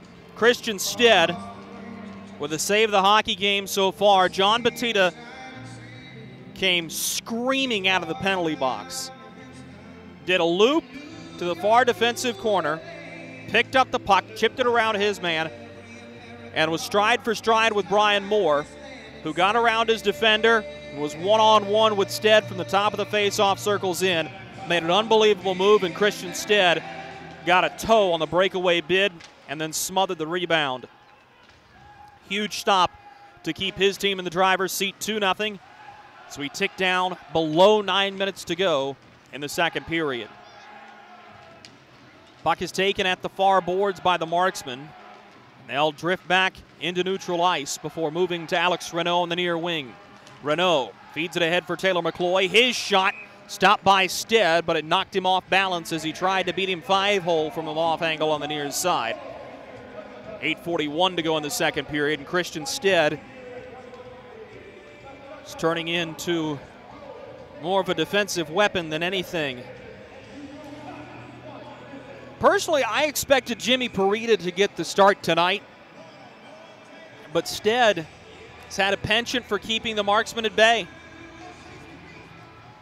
Brian Moore off the faceoff win for the Marksmen, hits McCloy. His pass through the slot doesn't hit Alex Renault. Now here's a return bid that goes wide. Sam Storman holds near point. Taken away by Timofeyev. He's on his horse. Works right up Broadway as he's matched up stride for stride with Alexis Girard. Those two former teammates of the FPHL's Elmira Enforcers. Ahead of the red line, Alex Renault brings it up ice. Intercepted initially, but Brian Moore will possess. Moore plays it off of a skate and hit McCloy at the center ice faceoff circle. He'll turn to the near side wing where Alexis Girard dumps it in, and Kyler Matthews will skate directly behind of Christian Stead to grab it. Price for the Ice Bears. Steps into a pass right up center. Into the attacking zone comes Knoxville. Timofeyev's bid blockered away by Polowski. In back the goal, the Marksmen get to the puck. Bryce Farrell makes a move around his man. Headmans the puck. Could be a chance for Fayetteville. Driving in's Ryan Kuhn on the near side wing. Dropped a pass as he was looking for Nolan Sheeran, who was the trailer. Never made it to him. The puck's taken to the far side boards. Jarrett Cupp from his own zone. A pass chopped down. Colton Fletcher has it, with Waxon Ingback going with him. Looked to turn a pass behind his back, but never got it off. Now resets and loads to Jared Nash, the bottom of the near circle. His bid sticked away by Polowski. The rebound held on to by J.B. Baker. Far faceoff circle, got it in the slot, and he scores. A give-and-go play by J.B. Baker, and he continues his tear on this season. It's been known for his assists, and now he'll score his 6th of the year.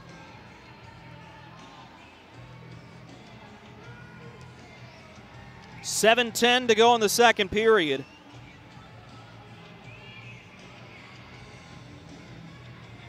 And things are going a little squee-walled for the Marksmen.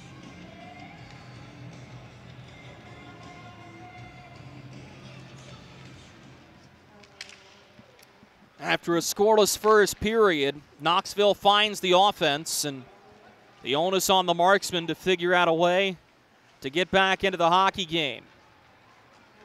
From the far boards, here's a headman look that goes off the stick of Batita. He chases after it. Couldn't catch the puck, though, as Renda will have to kick it back. Takedown from behind, as that's a hard hit on Baker. Wanted a penalty, will not get one. We'll see if that sparks anything. Matt McNair, punished by Jared Nash, right at the Knoxville bench. Puck squirts free to Renda. Gives to the near wing toward Batita. This will be icing as he didn't hit him cleanly with the pass. The faceoff will come back down to the Ice Bears attacking end with 6:32 left to go in the second period.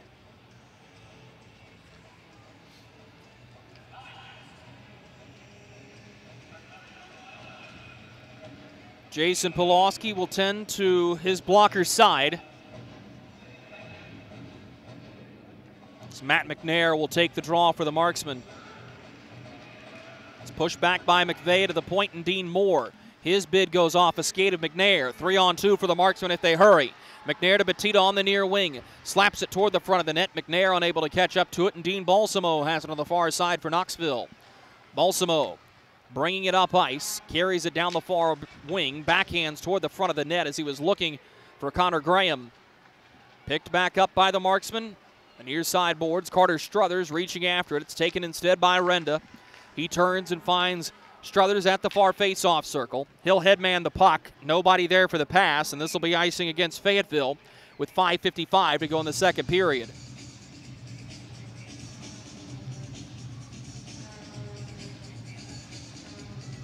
So another defensive zone draw coming for the Marksmen, and you can feel any momentum that Fayetteville had from early in the hockey game just slipping through their fingers.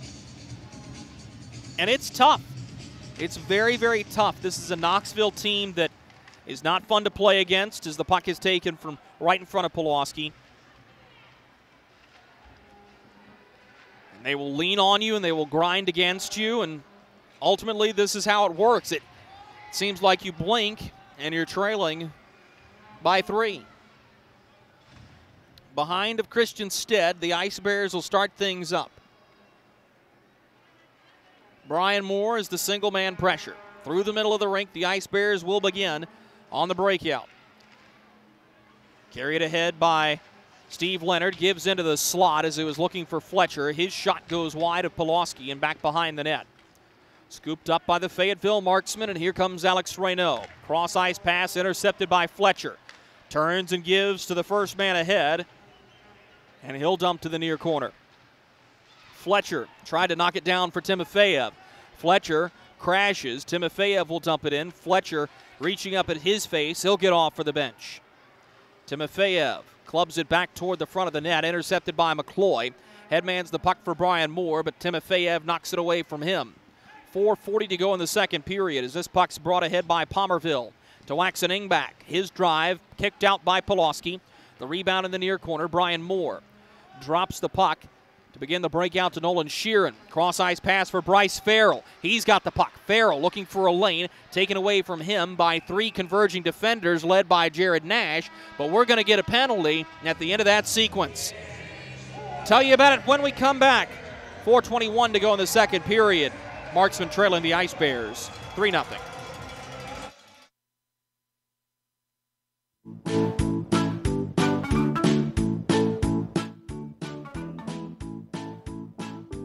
Marky? Carolina's Dentist offers the best in oral care and technology. Hope you're brushing twice a day like we discussed. And don't forget to make that 6-month appointment, okay? We'd like to keep those pretty white teeth looking good for you. Come experience positively different dentistry at Carolina's Dentist, the official dentist of the Fayetteville Marksmen.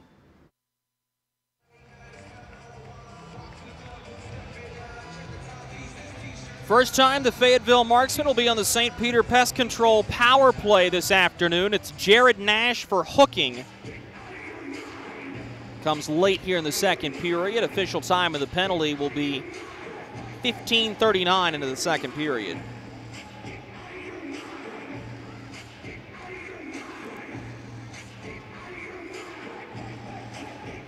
The Marksmen could use a power play goal in the worst way. They've got 11 on the season. And a goal here not only could inspire a comeback, but this will start a little bit of a momentum rush this late in the period. McCloy, Renda, Moore, the power play group for the Marksmen. Swept to the point. Hanging on to it, Jarrett Cupp. He finds a lane. Pulls the trigger. Stead looking for the puck. Can't find it. Reaches behind him and is fortunate to see the biscuit under his glove.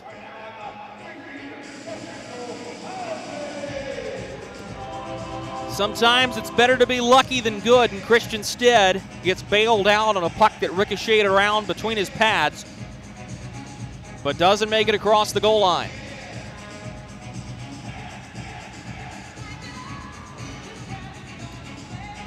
McCloy will take the draw once again. Wins it cleanly back, and Jarrett Cupp will receive. Backhands to Moore. Brian Moore, top of the far face-off circle, will find McNair in front. Good chance for Reynaud. Couldn't get the shot to go. Knoxville unable to clear. The pass in front for Reynaud, intercepted, and down the ice it goes. Good chance for the Marksmen right there in front. No Don Oliveri, normally the quarterback of this power play, ejected for elbowing early in the second period. McCloy brought it ahead of the blue line, unable to keep the drive going. Now FX Girard lays it up into open space. Here come the Marksmen. Reynaud driving on his backhand, gives to the slot looking for McCloy. It ricochets for Brian Moore. Toe drags, but has the puck taken off of his stick. Lines up at center again. Slides to Cup. Now a pass in front, pushed toward the net. And a good play by Reynaud, but it was knocked away by the Ice Bears PK group. Jarrett Cup has it near point. Turns to Reynaud, gives out to the far wing. Moore in front, McCloy couldn't get it to go. J.B. Baker picks up the loose change. He'll ice it off the far boards and out. 40 seconds to go in the St. Peter Pest Control power play for the Marksmen. Given ahead, Vincenzo Renda drops for McNair, pushes into the slot looking for Batista. McNair sends it off the side of the goal. Matt McNair curls. Christian Stead pins himself to the far goal post with Bryce Farrell digging after the puck. And now we'll have a gathering of the clans in the Knoxville goal crease.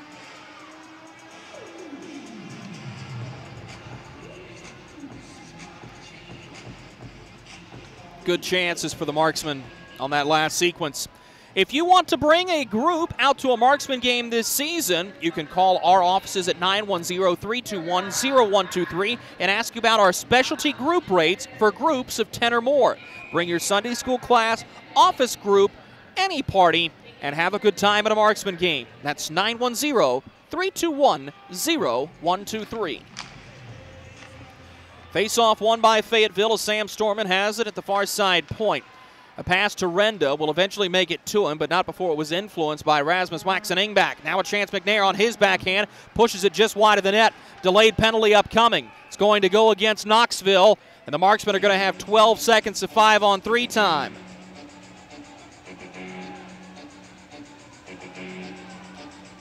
It's going to be a slashing penalty. And it'll come 17-28 into this second period.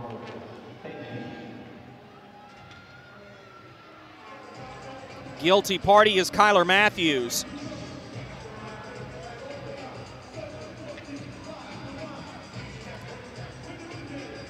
If I'm Corey Melkert here, the thought has at least occurred to me to call my timeout.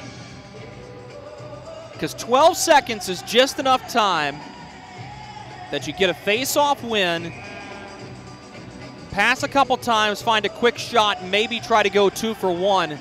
This 5-on-3. Of course, it all depends on what happens off the face-off. Marksman had it initially, stolen away, and that'll quelch any additional strategy on the 5-on-3 as the Ice Bears clear it all the way down to the end boards. Polowski will set this one up on a tee. Jared Nash is out of the penalty box. He'll be told to kill until he can get to the bench, which he does nicely. Chance for the Marksman is Reynaud. Lays a bouncing puck across to McCloy. Rolling all over the place. McVeigh takes it, and he'll shoot it ahead. Stefan Brucato back on the ice, was the first man up ice. Good to see him back after receiving some repairs. Taylor McCloy will pick up the puck ahead of the defensive blue line. McCloy brings it into attacking ice, look to drop to Reynaud, thinks better, sends it around the dasher. Far side boards, Dean Balsamo has it. Backhands through the middle of the rink, maybe a shorthanded chance. This is Timofeyev, his drive off Polowski, who did a good job to knock it down. This will spring a chance the other direction. Alex Reynaud, towering forward, has it near side corner. Reynaud, backhands off a body on the way through, scored to the slot, but McCloy couldn't reach out and poke it in. On the near side boards now. Brought quickly up ice. Hanging on to it, Stepan Timofeyev, just shy of the attacking blue line near side. Waits and fires into the attacking zone. That'll kill time. Jarrett Cup and Vincenzo Renda will hold in their own zone. Renda starts things up center. Sends it out to the far side wing for Matt McNair. Plays it around the boards for Bryce Farrell. Farrell has Nolan Sheeran to help him out. Sheeran takes the puck. Sheeran on his second stint with the Fayetteville Marksmen organization. Last played here in 2018-2019. Everybody digging after it. Stefan Brucato was the one to knock it free to Dean Moore, who had it below the goal line. He's overtaken. Bryce Farrell has it. Gives toward the slot. The pass blocked. Now Farrell tried to tuck it himself. Brenda reaching after the puck. We go back to full strength. Sheeran with a shot off a body. Now a drive back that goes off another shin pad. Nolan Sheeran hanging on to the puck. Banks it to the point for Sam Storman. Sweeps it to the bench side boards where Harrison Harper will dump it for Bryce Farrell. Touches to Matt McNair, who looked to give it up to the point. The pass weak, intercepted by Kyler Matthews, fresh from the penalty box. Swings it near side for Stefan Brucato. Brucato looks to drop the puck. He gives it to J.V. Baker, and he'll send it out to the far side boards for Waxon Ingback. His shot knocked down by Polowski, and that is where the second period will come to a close.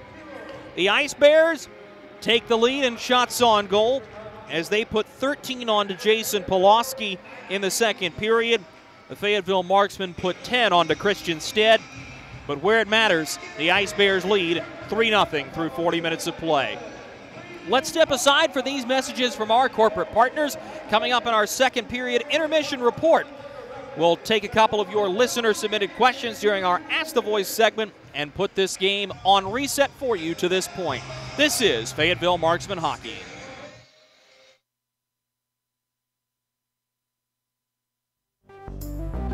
Experience the thrill of being a Fayetteville Marksmen season ticket holder and all the benefits that come along with it, including your same great seat for 28 or 14 home games, exclusive season ticket member events, and an opportunity to enjoy discounts on food and beverage and merchandise at the Crown Coliseum. Skate to marksmanhockey.com/season tickets to learn more.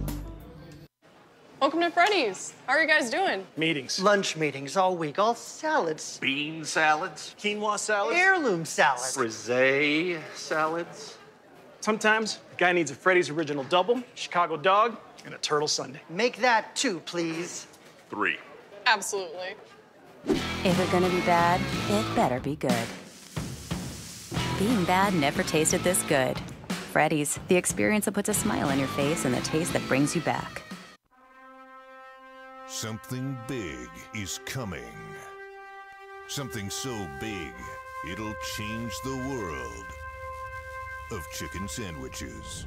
Zaxby's new signature sandwich with Zax sauce or new spicy Zax sauce. Because the chicken sandwich war ain't over yet. The new signature sandwich. All the other little sandwiches can run along. We'll take it from here. Hey you, are you hearing this but not seeing this? You can change that. Follow along with the entire season of Fayetteville Marksmen Hockey on Hockey TV. Visit hockeytv.com/subscriptions and get the SPHL TV package to watch every single Fayetteville Marksmen road game this year. That's hockeytv.com/subscriptions. Kelly, you need to unmute yourself. For some, it's just the sound of ice hitting heavy-duty plastic. But for us, it's the signal calling us back to the light. And to Greg's house, because he just got a new grill. Connecting to Hot Jams playlist. Welcome back, Bud Light legends. It's time to take summer by the coolers. Welcome back to Marksmen Hockey.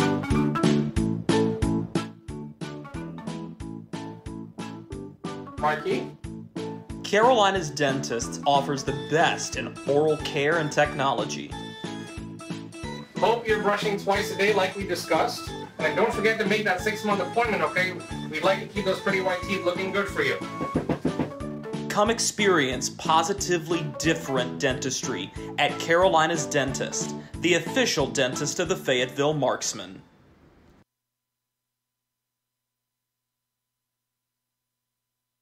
Baby, we have spiders on every corner outside our house. Okay, I'll call someone to take care of it. Baby, we have fire ants all over the yard. Alrighty, I'll call someone else to take care of that.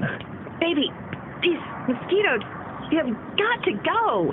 Here we go again. One call to St. Peter Pest Control provides all these services. Total pest protection for one low monthly payment. At St. Peter Pest Control, we send all your bugs to see St. Peter. Welcome to Freddy's. How are you guys doing? Meetings. Lunch meetings all week, all salads. Bean salads. Quinoa salads. Heirloom salads. Frisee salads. Sometimes a guy needs a Freddy's Original Double, Chicago Dog, and a Turtle Sundae. Make that 2, please. 3. Absolutely. If it's gonna be bad, it better be good. Being bad never tasted this good.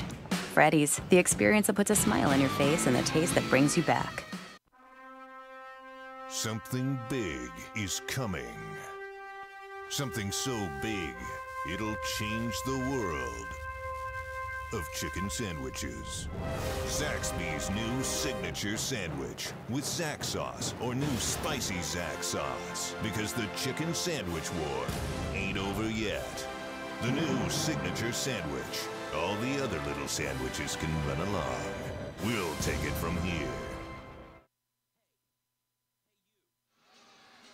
We welcome you back inside the Crown Coliseum.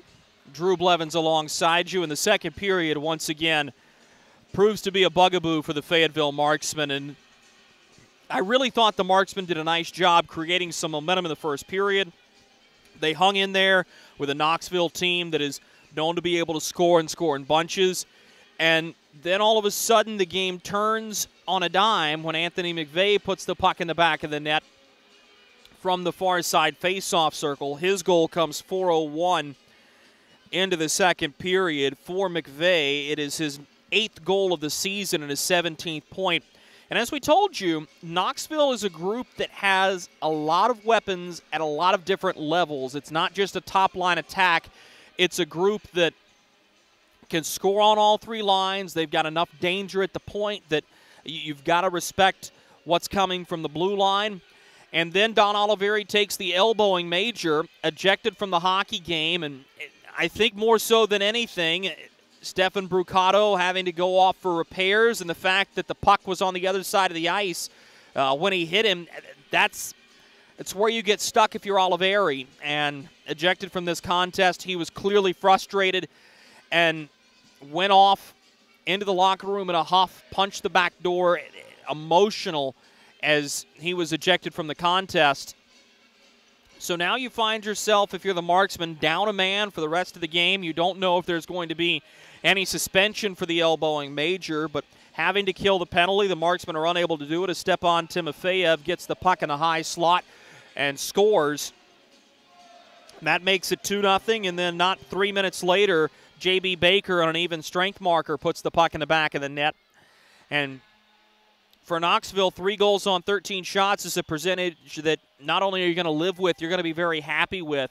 And I thought the Ice Bears did a really nice job of keeping the hammer down after scoring the first goal. And this is what makes this group so difficult to play against. They didn't get fazed by the physicality. They didn't get fazed by playing against Brian Moore, who has been so good for the Marksmen and is averaging 2 points a game at this point. Christian Stead made a highlight reel save on Moore in the second period.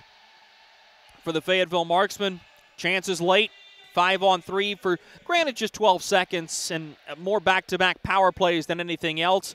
It ultimately yields nothing, and opportunities aren't going to come by that often in the third period unless you're pushing especially hard. And we'll see how much gas the Marksmen have left in the tank in period 9 of 9 on the weekend. We're going to pause one more time for these messages from our corporate partners. Coming back on the other side, we'll answer a couple of your listener-submitted questions. This is Marksman Hockey. Baby, we have spiders on every corner outside our house. Okay, I'll call someone to take care of it. Baby, we have fire ants all over the yard. All righty, I'll call someone else to take care of that. Baby, these mosquitoes, you have got to go. Here we go again. One call to St. Peter Pest Control provides all these services. Total pest protection for one low monthly payment. At St. Peter Pest Control, we send all your bugs to see St. Peter.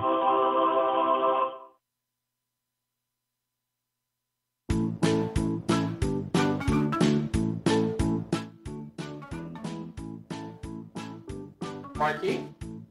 Carolina's Dentist offers the best in oral care and technology. Hope you're brushing twice a day like we discussed. And don't forget to make that 6-month appointment, okay? We'd like to keep those pretty white teeth looking good for you.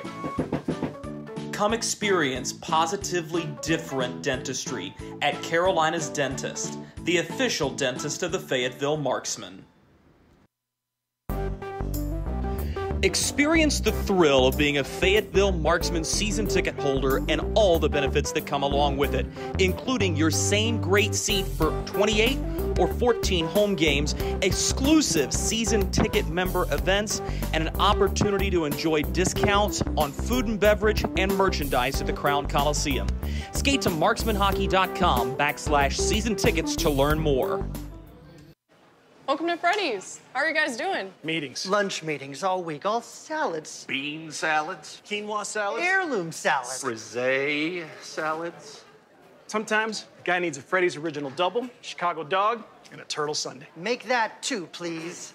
3. Absolutely. If you're gonna be bad, it better be good. Being bad never tasted this good. Freddy's, the experience that puts a smile on your face and the taste that brings you back. Something big is coming. Something so big, it'll change the world of chicken sandwiches. Zaxby's new signature sandwich with Zax sauce or new spicy Zax sauce. Because the chicken sandwich war ain't over yet. The new signature sandwich. All the other little sandwiches can run along.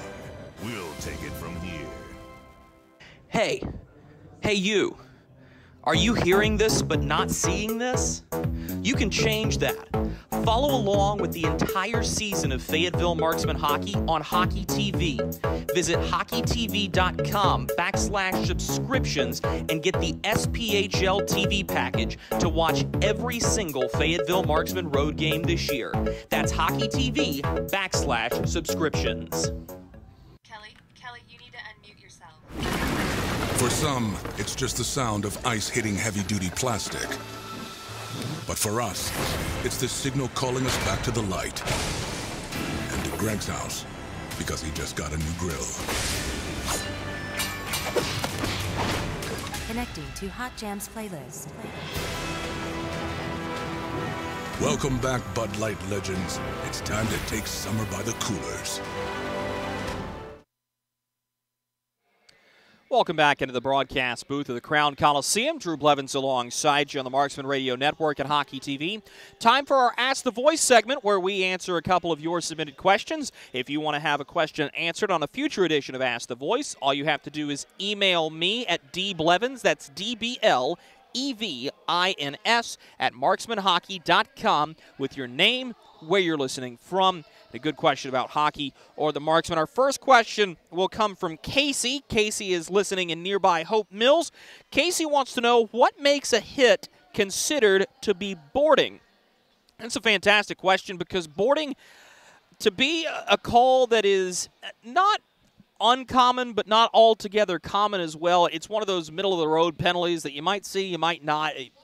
Games are good for a hook or a trip here or there, but boarding a little odd.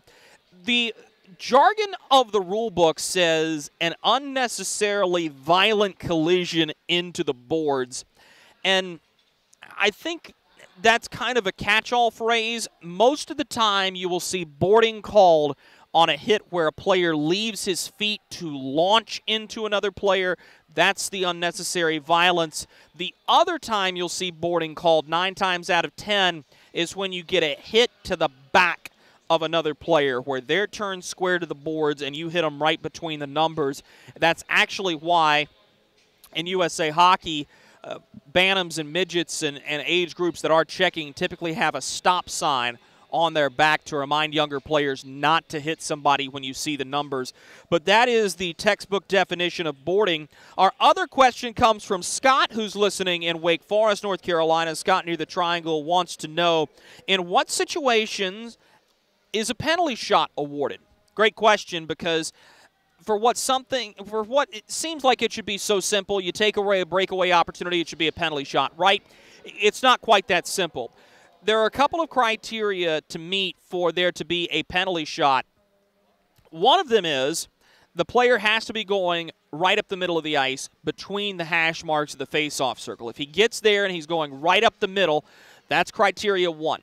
Second thing is he has to have clear possession of the puck and has to be in a position to create a scoring opportunity. Clear breakaway, can't be in a foot race for it, can't be jockeying for position, can't have the puck rolling away from him, has to have a clear scoring opportunity that is taken away from him. So if he's able to get a shot off and the penalty occurs after it, you're not going to see a penalty shot. But typically you'll see guys that are coming in from the side that get chopped down, or maybe you're in a foot race for the puck.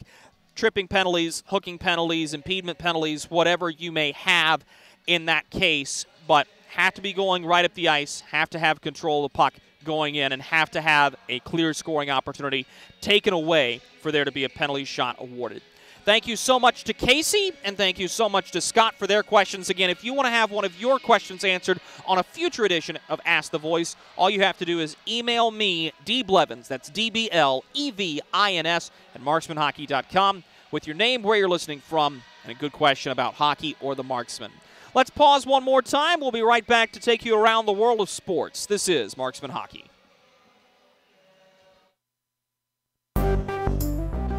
Experience the thrill of being a Fayetteville Marksmen season ticket holder and all the benefits that come along with it, including your same great seat for 28 or 14 home games, exclusive season ticket member events, and an opportunity to enjoy discounts on food and beverage and merchandise at the Crown Coliseum.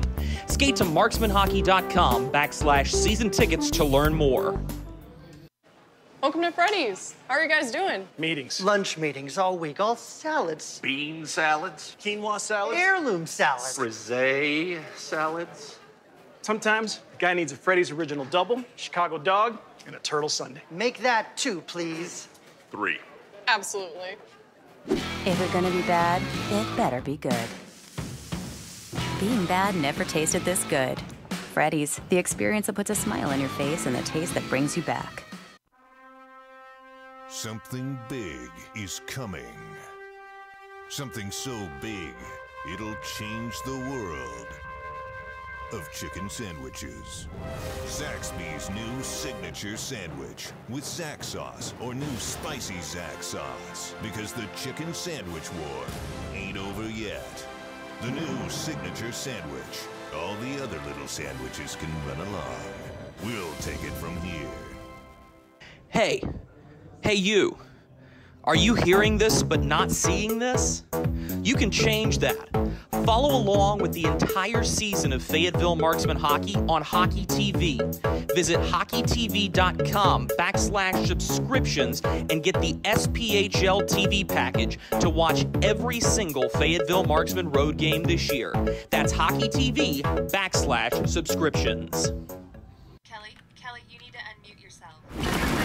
For some, it's just the sound of ice hitting heavy-duty plastic. But for us, it's the signal calling us back to the light. And to Greg's house, because he just got a new grill. Connecting to Hot Jams playlist.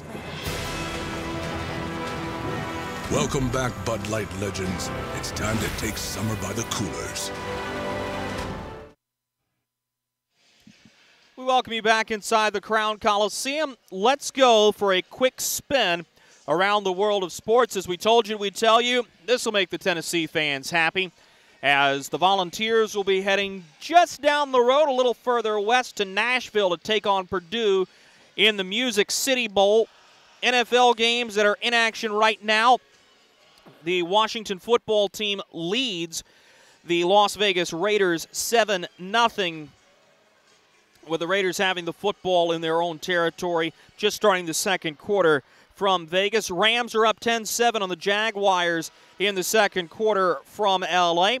The Pittsburgh Steelers and the Baltimore Ravens duking it out from Heinz Field. That football game remains scoreless late in the first quarter. And just beyond kickoff, Seattle Seahawks and the San Francisco 49ers are knotted up 7-7. Good one brewing here. Fayetteville Marksmen are going to need a comeback effort if they want to make up the 3-goal deficit. So Knoxville Ice Bears hold a 3-0 lead. Puck drop of period number 2 is next, or period number 3 is next. Welcome to Freddy's. How are you guys doing? Meetings. Lunch meetings all week, all salads. Bean salads. Quinoa salads. Heirloom salads. Frisee salads. Sometimes a guy needs a Freddy's Original Double, Chicago Dog, and a Turtle Sundae. Make that 2, please. 3. Absolutely. If it's gonna be bad, it better be good. Being bad never tasted this good. Freddy's, the experience that puts a smile on your face and the taste that brings you back. Something big is coming. Something so big, it'll change the world of chicken sandwiches. Zaxby's new signature sandwich with Zax sauce or new spicy Zax sauce. Because the chicken sandwich war ain't over yet. The new signature sandwich. All the other little sandwiches can run along. We'll take it from here.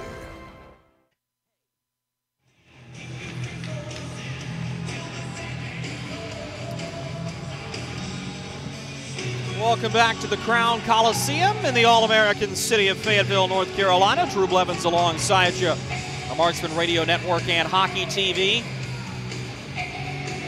Fayetteville looking for a comeback effort, trying to get one more win here at home before the long break. 26 days until the Marksmen will play at home again.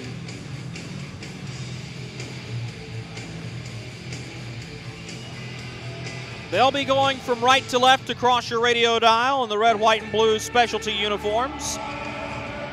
Functioning as the team's alternate sweaters worn only on Sunday this year during the Salute to Service games. Away we go with period number 3. Dumped in by the Ice Bears. Polowski will send it around the near side glass. Quickly taken by Fletcher. He drives it toward the net. Polowski takes it off of his chest and hangs on.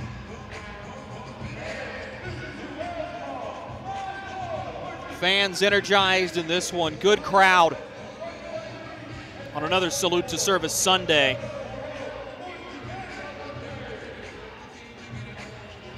Going to get a pause here as the net may have jostled off the pegs. Joe Genovese inspecting the equipment. Seems to be satisfied with what he sees. Let's keep playing. Steve Leonard digging on Taylor McCloy, who eventually wins the draw to Brian Moore. Backhand pass through center intended for Reynaud. Knocked away, and Vincenzo Renda will go to chase the loose puck. McCloy takes it from behind the net. Gives to Alexis Girard.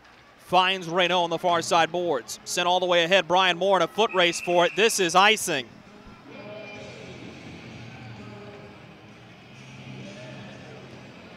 $19:27 to go in the third period.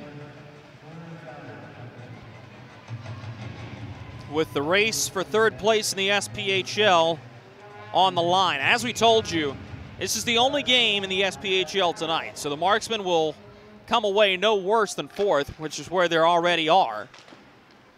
But a chance to close that gap with Knoxville as this one's clubbed all the way down the length of the rink. Another icing call. This one not nearly as close as the one prior, though.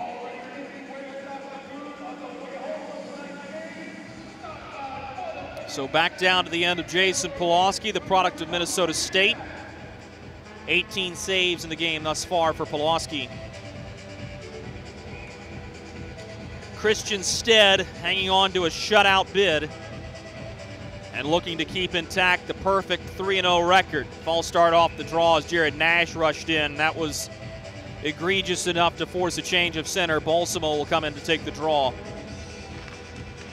It's a face-off won by the Marksmen. Renda crushed behind the net by McVeigh. Picked up by Reynaud.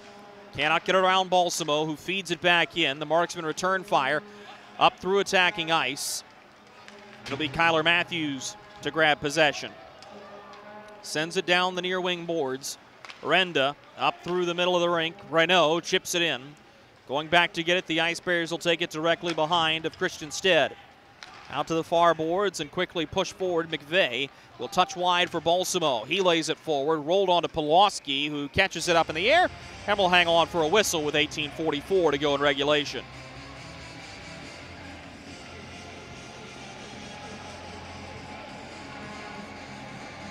Knoxville and Fayetteville will meet 3 more times this season. All of them coming at the Knoxville Civic Center in downtown Knoxville, Tennessee. Cool environment, fun barn, older building, but sits right in the heart of downtown. And if you look up the road just a little bit, you can see the shadows being cast by Neyland Stadium, home of the Tennessee Volunteers football program. The volunteer Navy that comes to every game via boat. Another icing against the Marksmen.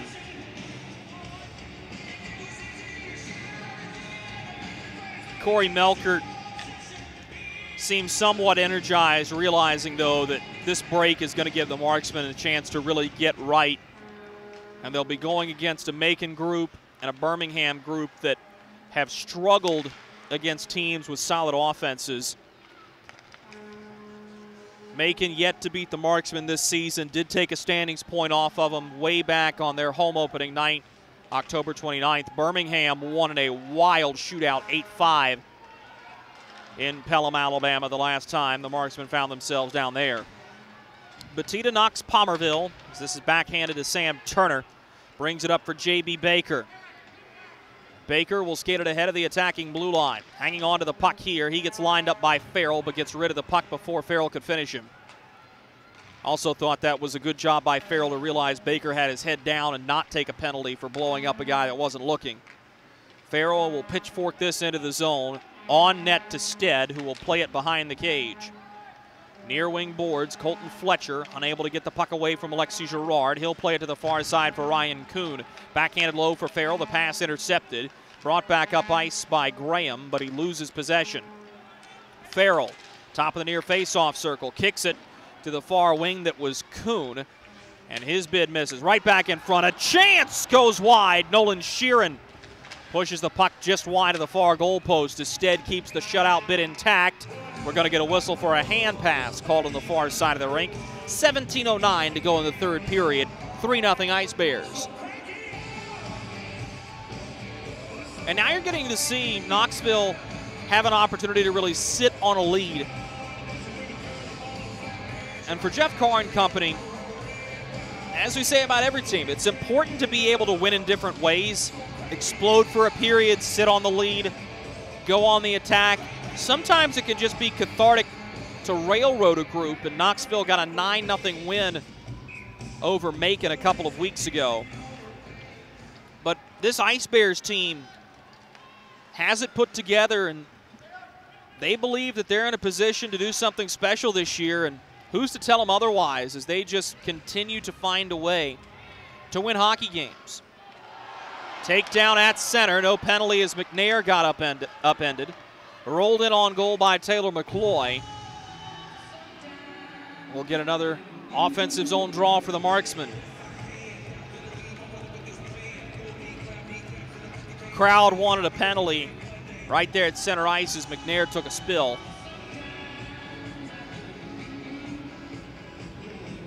Corey Melkert jostling the lines a little bit as he's brought the Adrian College connection back together with Matt McNair and Taylor McCloy out with Brian Moore. Moore takes the puck in his body. McNair to McCloy. He toe drags, looking for space. It rolls off of his backhand behind the net. Scooped away there by Palmerville, who will send it out to the far wing. Taken from the hash marks by the Ice Bears, and they'll be able to push their way through. Jared Nash, one hand's a clear in. The Marksmen go to chase. Carter Struthers up through the middle of the ice. He'll find McNair, who will dump it in. All the way around the boards, Brian Moore picks up the puck for the Marksmen. Moore slides to Harrison Harper near face-off circle. His drive cut down by Stead. The rebound in front, and Christian Stead finds it and melts the puck. It's good tracking through the traffic by Christian Stead. And when you're in a position that you've got to reload at the goaltender spot, it's one of those things where you hope your recruiting's right. You hope you get a guy that's capable, that you can ride often, somebody that's the day-in, day-out starter. That's been Jimmy Parita so far, but don't tell Christian Stead that. Going into the season, it looked like Roanoke was going to have one of the better goaltending tandems. Jason Polowski has been a wonderful addition to this Marksman group as he's had to battle injuries early in his career, put it together last season in Huntsville, now finds himself as a stalwart net for the Marksmen, but maybe your best goaltending tandem in the league is Parita instead. Jarrett Cupp backhands it all the way up the ice. He was looking for Nolan Sheeran, never made it to him, but now it does on a poor turnover by the Ice Bears. Slapped through the middle toward Reynaud. Intercepted, and Baker will take it the other way for Knoxville. J.B. Baker at the hash marks, driving in. One-timer in front. Polowski in the splits makes the save, pushing the puck free. It squirts out for Kyler Matthews. His shot goes off of Alex Reynaud. Nolan Sheeran was hauled down, no penalty. Jason Binkley eyeballing Joe Genovese. A takedown right at the Marksman bench on Sheeran. Nothing called. Genovese just gives a point. Here's a chance for the Ice Bears. Rolled in onto Polowski. He'll melt it. Binkley beside himself. We'll keep an eye on that conversation as we take a commercial break. 15 minutes to go in the third period. 3-0 Knoxville. Something big is coming. Something so big, it'll change the world of chicken sandwiches. Zaxby's new signature sandwich with Zax sauce or new spicy Zax sauce. Because the chicken sandwich war ain't over yet. The new signature sandwich. All the other little sandwiches can run along. We'll take it from here. 15 minutes to go in the third period. The Knoxville Ice Bears have a 3-0 lead on the Fayetteville Marksmen. Goals scored in the second period by Anthony McVeigh, Stepan Timofeyev, and J.B. Baker. As Christian Stead keeps the shutout bid intact.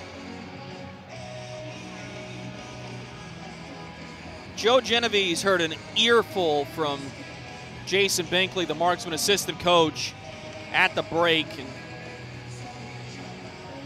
Binkley normally composed, so when you see him start to get animated like that, you know something has gone squee-walled. As the Ice Bears win the attacking zone draw, Kyler Matthews tried to feed it behind the net. The pass was intercepted by Ryan Kuhn. Feeds to Bryce Farrell, who gains the attacking zone and dumps it in. Matthews sends it right back up the near boards for Colton Fletcher. Breaks out cleanly. And this is Graham with the puck. Looking for a lane. He shoots off the stick of Polowski. High up in the air. Does not make it out of play. McNair pins his man on the near side boards as Connor Graham jockeys for position. He's taken down. Reaching up at his face as it looked like the fall did more damage than the actual takedown. Renda will send it out to the far side to Bryce Farrell. Cross-ice pass. He has Ryan Kuhn on the near wing this time. Kuhn ahead of the blue line. Drops for Matt McNair. Long wrist shot punched out by the blocker of Stead. The rebound in the slot off the body of Ryan Kuhn. That'll force the Ice Bears to regroup. The near side boards. This puck is chipped up and out of play. We'll get a pause with 14:03 to go in the third period. If you want to celebrate your birthday with the Fayetteville Marksmen, you can visit marksmanhockey.com/birthday packages. Every birthday package comes with 15 game tickets, a photo with Markey, and a life worth of memories. Skate to marksmanhockey.com/birthday packages to learn more. Right back up the near boards. This puck is on edge. It is going to make the goal line as, well, we got the Olympics coming up here in late February. That curled and nearly was on goal. Always fun when the Winter Olympics roll around and get to watch some of the best in international hockey. Curling, skiing, biathlon. It's just a lot of fun, to say the least. To the far side boards, chipped up and out to center by the Ice Bears. Brian Moore looking up ice, makes a move and starts his engine. Slides around a couple of Ice Bear defenders. Moves the puck up. We've got a delayed penalty coming up. This is going to go against Knoxville. Well, Brian Moore will do that to you.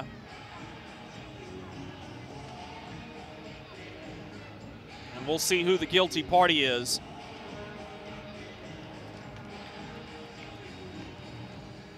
It's going to be Jared Nash again. Hooking was the signal given as he got the stick up into the midsection of Brian Moore. Penalty comes 6:24 into this third period. Knoxville has taken 3 straight penalties.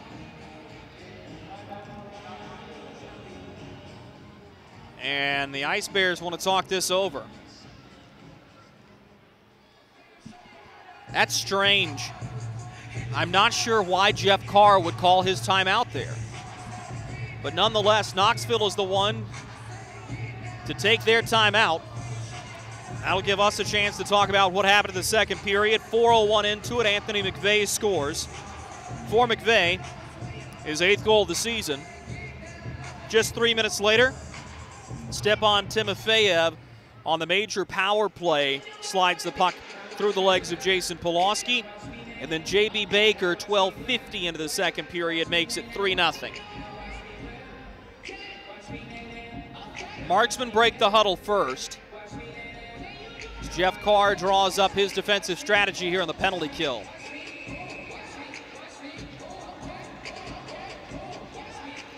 Face-off will be to the glove side of Christian Stead, sitting on what right now is a 23-save shutout bid. Ice Bears win the draw. They'll send it down the length of the rink. Back behind the net. He moved up ice by the marksman to Brian Moore on the near wing at the red line. Steps into the middle of the rink, crossing the attacking blue line. Moore drops a pass. Big hit on Renault, knocks the puck free, and this will be cleared down the length of the rink. Jarrett Cupp will go back to retrieve for the marksman. 13 minutes to go in the hockey game. Brian Moore takes it up the near wing. Sends a pass all the way across to the far sideboards. This will be dumped in. Renault will go to chase. Beat to the puck by Dean Moore. He'll get help behind the net from J.B. Baker, but he cannot clear it around Brian Moore. Feeds it to the far side point. Jarrett Cupp hanging on to it. To the far wing, FX Girard. Renault calling for it. Girard skates it up to the point. Backhands to Brian Moore. Top of the near face-off circle. He toe drags. He gets taken down. This is going to be a 5-on-3. J.B. Baker will be the guilty party, tripping the call, and unlike the first 5-on-3 opportunity, this one's going to be 1 minute and a second long, and this may be an opportunity for Corey Melkert to use his timeout, and he will.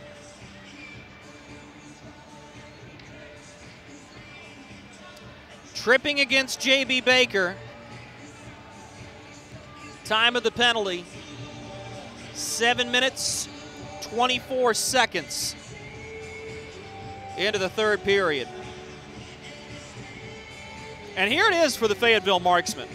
You're not often gifted these opportunities this late in games, especially when a team's up 3. But you score on the 5-on-3, you make it 3-1, you find a way to score on the power play, and in a matter of less than 2 minutes, it's a 3-2 hockey game. And with what would be still well over 10 minutes left, an opportunity to do something crazy. Marksmen are the first team out of the huddle. I also think for Corey Melkert, a strategic timeout to give his top power play group a breather. McCloy with McNair and Renault. Jarrett Cupp manning the point along with Brian Moore. Good start to the kill effort for Anthony McVeigh, who digs the puck out of the corner boards and is able to get it out to center. Now Moore trying to do it himself. Gave it back for Taylor McCloy. The pass got tied up in his skates, and Knoxville will clear it. 40 seconds to go on the 5-on-3. Jarrett Cupp button hooks from behind his own net, looking to bring it up ice. Cupp's going to skate it into the attacking zone himself. Chips to Brian Moore, the near side hash marks. Moore rotates up to the point. Feeds it for Jarrett Cupp and gets it right back. Moore overskates the puck. He'll reach after it. Tried to play it down the dasher. Good stick by Palmerville. That puck's still loose. Scooped up to Moore, who holds the line. Gives to Jarrett, Cup far face-off circle. Now McNair in front. McCloy, one-timer, never got off his stick. Here's Moore with a drive. Off the body on the way through to the far boards. Matt McNair punished by Dean Balsamo. And he'll clear it. Held on to by Polowski for a moment. He'll find Brian Moore. As out of the box comes Jared Nash. It's a 5-on-4 power play. Moore comes into the zone offside. Taylor McCloy was a step ahead of the play. 11:29 to go, third period. And a golden opportunity for the Marksmen has not completely gone by the wayside as they still look to get on the board here in the third period. Face-off won by Fayetteville to the red line. This is Carter Struthers who has it. Gives to the far wing Storman to Bryce Farrell, who calls for it. He'll get it again. Behind the net, Jason Price sends it right up the far side boards. Line held by Storman. Jared Nash all over him. Does a good job to kick the puck back for Palmerville, who will ice it. Polowski in the trapezoid will get a touch on the puck. It's lumbering up the ice. Here comes Carter Struthers, the defenseman. Gains the blue line, shoots it forward to the near side corner. Struthers rotating on Palmerville. Hangs on to it and feeds it up to the point. Long drive by Storman goes off of a body, and the Marksmen have to regroup at center with 10 seconds to go on the power play. Backhanded to the far wing, Farrell. Toe drags, fires high off the glass. Struthers holds the line again. We return to even strength hockey. Chance right in front of the net. Cleared all the way down. Baker's the first man out. It's in the corner. Polowski has to wait to play it. Baker's going to get to it. J.B. Baker slides a pass to the front. Steve Leonard can't handle it. Well defended by Struthers, but a penalty upcoming against the Marksmen. Taken in the near wing corner by Colton Fletcher. Backhands to Sam Turner.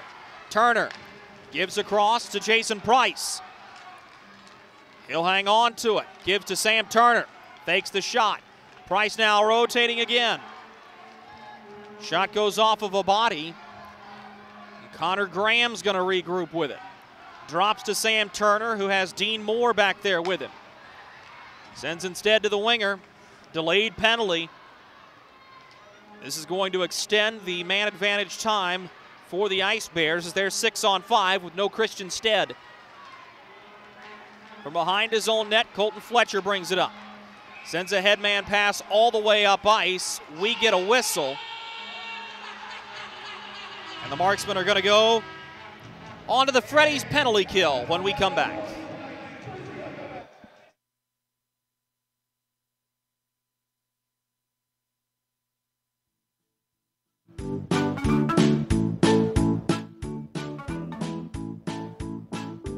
Mikey? Carolina's Dentist offers the best in oral care and technology. Hope you're brushing twice a day like we discussed. And don't forget to make that 6-month appointment, okay? We'd like to keep those pretty white teeth looking good for you.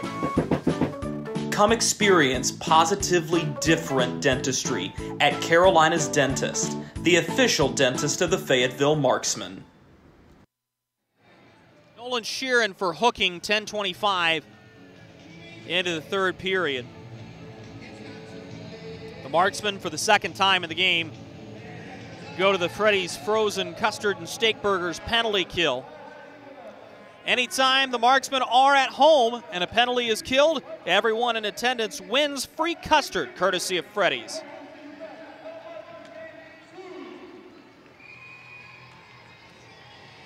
Face-off will be to the blocker side of Jason Polowski. Won by the Marksmen.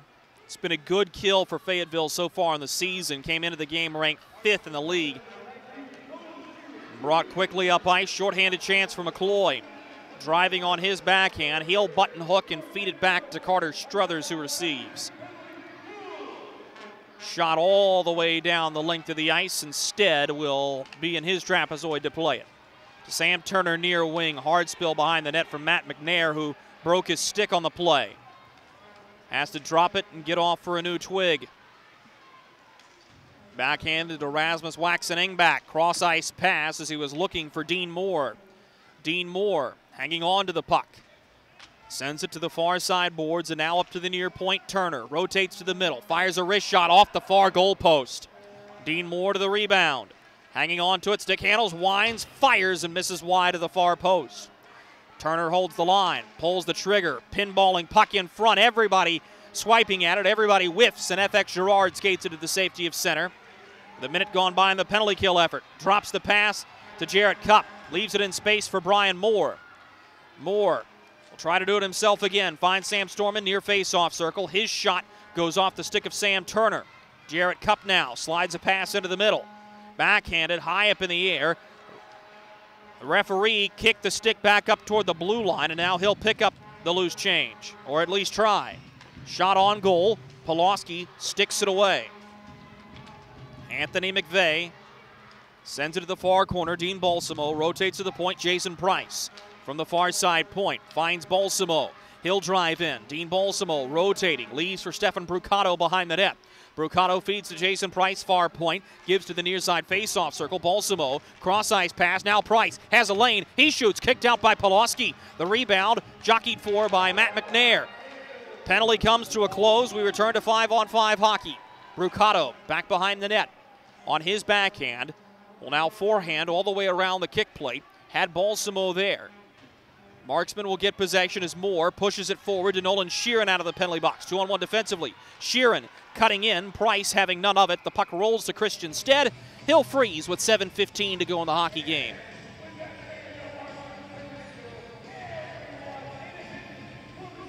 Everyone in the house getting free custard from Freddy's, and if the Marksmen can find a way to get 4 more shots on goal, everybody will have the opportunity to win a free Petro from Petro's Chili and Chips, the Freedom Tower Center. Face-off won by the Ice Bears and sent out to the far side wing. Marksman will take it there at the red line. Bryce Farrell driving in, passes to the slot. Kyler Matthews snuffs it out. To the near side boards, a little rolling puck is fed low. Farrell punished on the end wall. Palmerville, rough on Farrell, not allowing him to get up. Farrell being absolutely hound-dogged, and finally the Ice Bears pull the puck away. To the near side boards, this is Timofeyev, and this is offside. A lot of shoving there right in front of Joe Genovese, and he was watching it closely, said it was all good. The face-off will be in neutral ice after the offside call. .6:44 to go in the third period. Face-off won by the Ice Bears. Balsamo comes stick-to-stick with Struthers as Sam Storman grabs the puck and will retreat behind Polowski. Finds Struthers, who slides it into the middle of the rink for Brian Moore. Backhanded up ice, McVeigh hangs on to it, flips it ahead of the blue line, and Struthers will go to chase. Carter Struthers hanging on to the puck for the Marksmen. Struthers double-teamed, loses it, chance in front, Balsamo digs, Polowski in the splits, grabs the puck and hangs on. That was a turnover.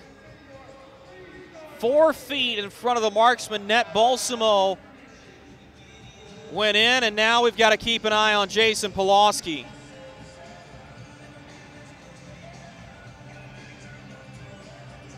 Rolled around and seems to be in a little bit of discomfort. But that's a huge stop for Polowski to keep this game 3-0.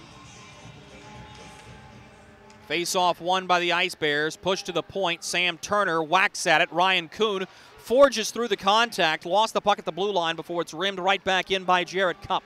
All the way around to the far side boards. FX Girard knocks the puck free. A round of Anthony McVeigh. Now Kuhn working against Dean Moore.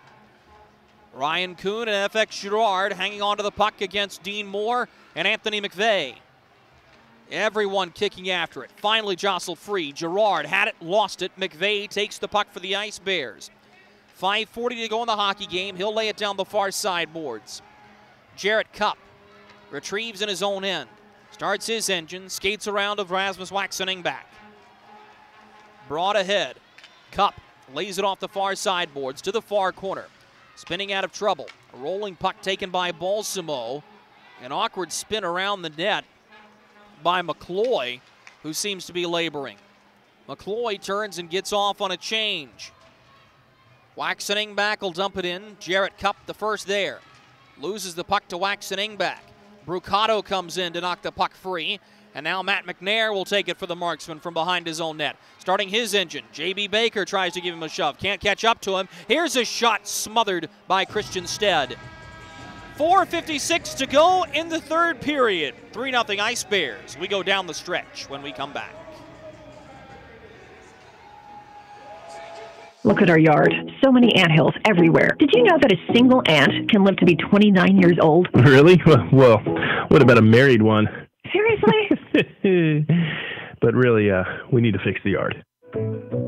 St. Peter Pest Control handles all your mosquitoes, ants, spiders, cockroaches, and even rodents. St. Peter Pest Control provides full home pest protection and consistent treatment of ants and mosquitoes in your yard, too. At St. Peter Pest Control, we send all your bugs to see St. Peter.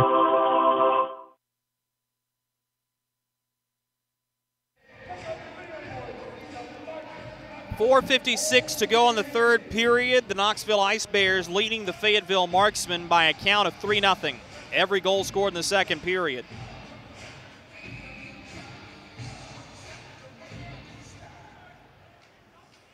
As the Fayetteville Marksmen look to mount some sort of comeback effort. Ice Bears will take the puck behind their own net. Now look to break it out as McVeigh will push it straight forward for Jared Nash. They'll battle in the near side corner.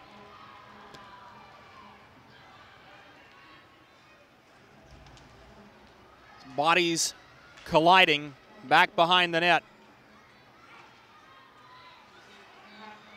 Rolled in front. McVeigh can't deflect the shot to get it to go. Brought ahead by Brian Moore. Moore, off-angle shot. It rolls toward the front of the net. Back behind the goal line, a huge takedown. See everybody a little slow to get up, lingering for an extra shove where they can. McNair will skate off for a change. Moore hits his man hard at the far stanchion. No penalty for that either. Brought all the way up and ahead by the Marksman. John Batista had it. This is offside.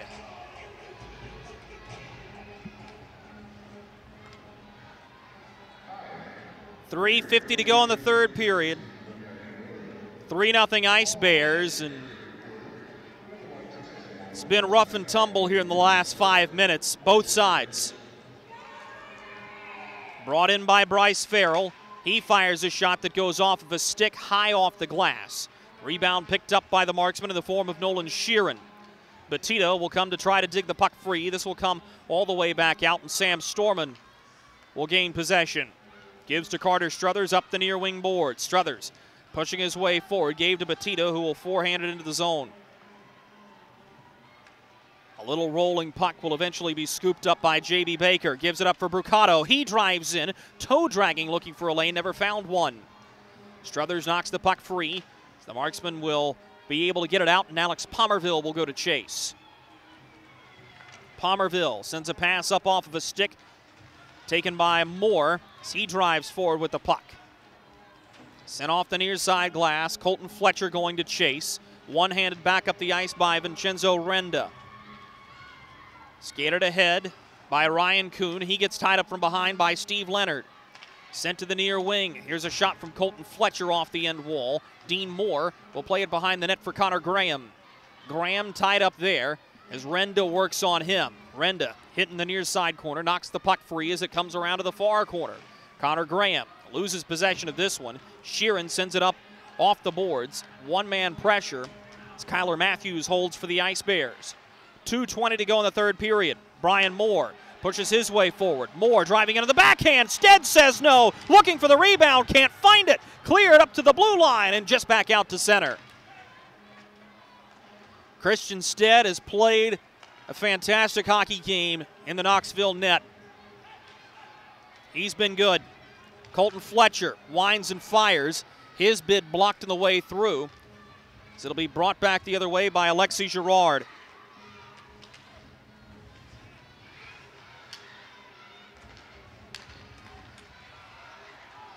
Fletcher pull cues it right back up ice. Renda takes possession of it for the Marksmen.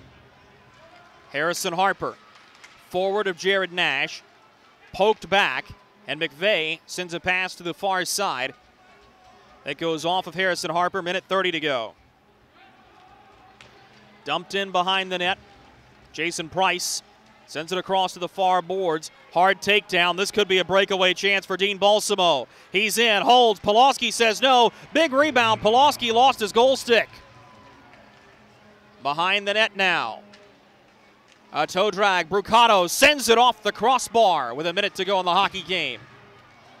The far side boards, Jason Price. Hanging on to it. He turns, gives the puck away. Brian Moore picks it up. Will move around of Rasmus Waxening back. Hanging on to it, Brian Moore. Looking, turning, spinning. Passes to the far side, unable to get it there. Stick back up by Stefan Brucato as Brian Moore has a conversation with Rasmus Waxening back, who has labored getting back to the bench.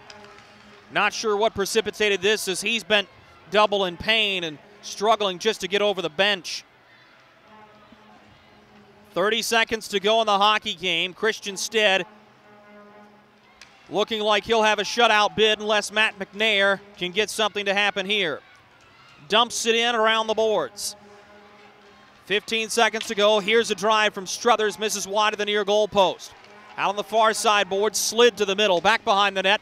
7 seconds to go. One more drive. Sheeran sends back up to the point. Struthers winds. Here's a chance. Moore shoots. Stead knocks it down, and that is where the hockey game ends. Brian Moore with a couple more words, departing with Steve Leonard, with Matt McNair as well.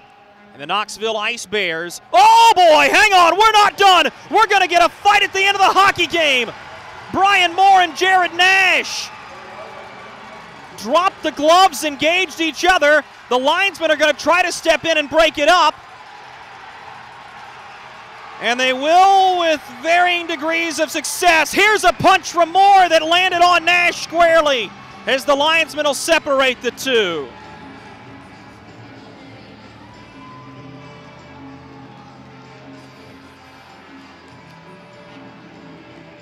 Both teams are congregated right in front of the scorer's box, watching that altercation, and everybody will be sent back to their respective dressing rooms. The teammates at SUNY Plattsburgh will greet each other behind the blue line, Jimmy Parita and Ryan Kuhn. And that's where this game will end. A little excitement at the end, with the Knoxville Ice Bears finish the Fayetteville Marksmen by a final count of 3-0. Final shots on goal total for the Knoxville Ice Bears, 31 for the Fayetteville Marksmen, 29. We'll be right back after these messages to put a bow on the weekend. This is Marksman Hockey.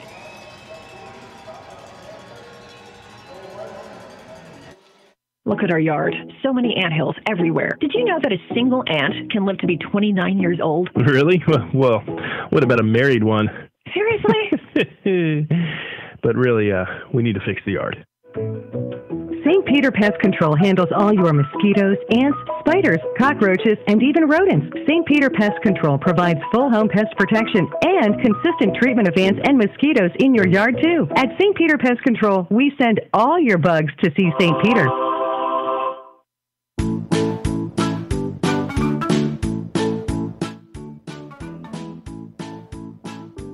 Marky?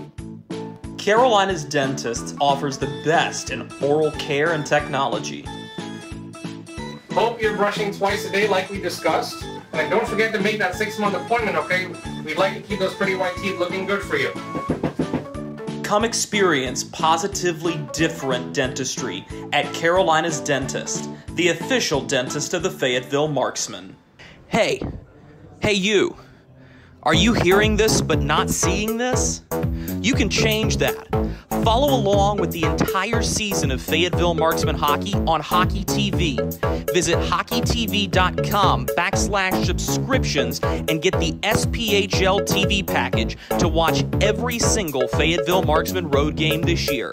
That's hockeytv.com/subscriptions.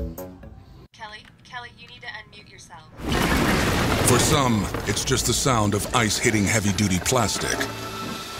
But for us, it's the signal calling us back to the light. And to Greg's house, because he just got a new grill. Connecting to Hot Jams playlist. Welcome back, Bud Light legends. It's time to take summer by the coolers. We welcome you into the broadcast booth for one final time this weekend on Marksman Postgame on the Marksman Radio Network. Drew Blevins alongside you as the Fayetteville Marksmen fall to the Knoxville Ice Bears by a final count of 3-0 this evening. The game summary is rather simple and straightforward. Anthony McVeigh opens the scoring with his 8th goal of the season, 4:01 into the second period. Stepan Timofeyev on a major power play scores to make it 2-0 at 7:37 into the second period. For Timofeyev, his 4th goal of the season. And then J.B. Baker, known for having his 12 assists, will add his 6th goal of the season to make it 3-0. All those goals scored in a span of 8 minutes and 49 seconds in the second period. And as we told you, it's a Knoxville group that does a very nice job of putting everything together at the right time, and you cannot have wheels fall off the wagon moments against this group. Of course, one of the game-changing moments I felt like was the major penalty against Don Oliveri. You lose a team leader if you're the Fayetteville Marksmen. That's an elbowing call that can be reviewed. There can be an extra suspension of a game given for it. We'll await the ruling of the SPHL on that collision. And the other thing was Christian Stead comes away with a 29-save shutout. He is our #1 star of the game. Stepan Timofeyev is the 2nd star, and J.B. Baker is the 3rd star of this one. Look, at the end of the day, for the Fayetteville Marksmen to come away with 2 points in this weekend and an emotional overtime victory last night is huge because of just how shorthanded this group was. And now you're going to go on a hiatus for the next 11 days where you do not play hockey. And that's critical because you're giving your 3 guys on injured reserve an opportunity to recuperate and recover and be back and ready to be in playing shape for that meeting against Macon in a couple of Thursday evenings. But the other thing is you've seen what the upper echelon of the SPHL looks like right now. And to be quite honest, the Knoxville Ice Bears may be the team on the hottest streak of anybody in the SPHL this season. And I say that knowing just how far ahead of Knoxville the Huntsville Havoc are. But they dropped a game in overtime. They dropped a game in regulation over the course of the last weeks. And Knoxville is just a well-oiled machine that has the right combination of veteran leadership and youthful hunger to be dangerous. And we saw it on display here this evening. That'll do it for us on the Marksman Radio Network. Thanks so much for sticking around for Marksman Postgame. Our next broadcast will be at 7 p.m. on Thursday, December 16th, as the Fayetteville Marksmen travel south to take on the Macon Mayhem. We'll have pregame coverage 15 minutes before puck drop, and you can follow us on the Marksman Radio Network or Hockey TV. We hope you enjoyed this one as much as we enjoyed bringing it to you. Until next time, I'm Drew Blevins. Good night.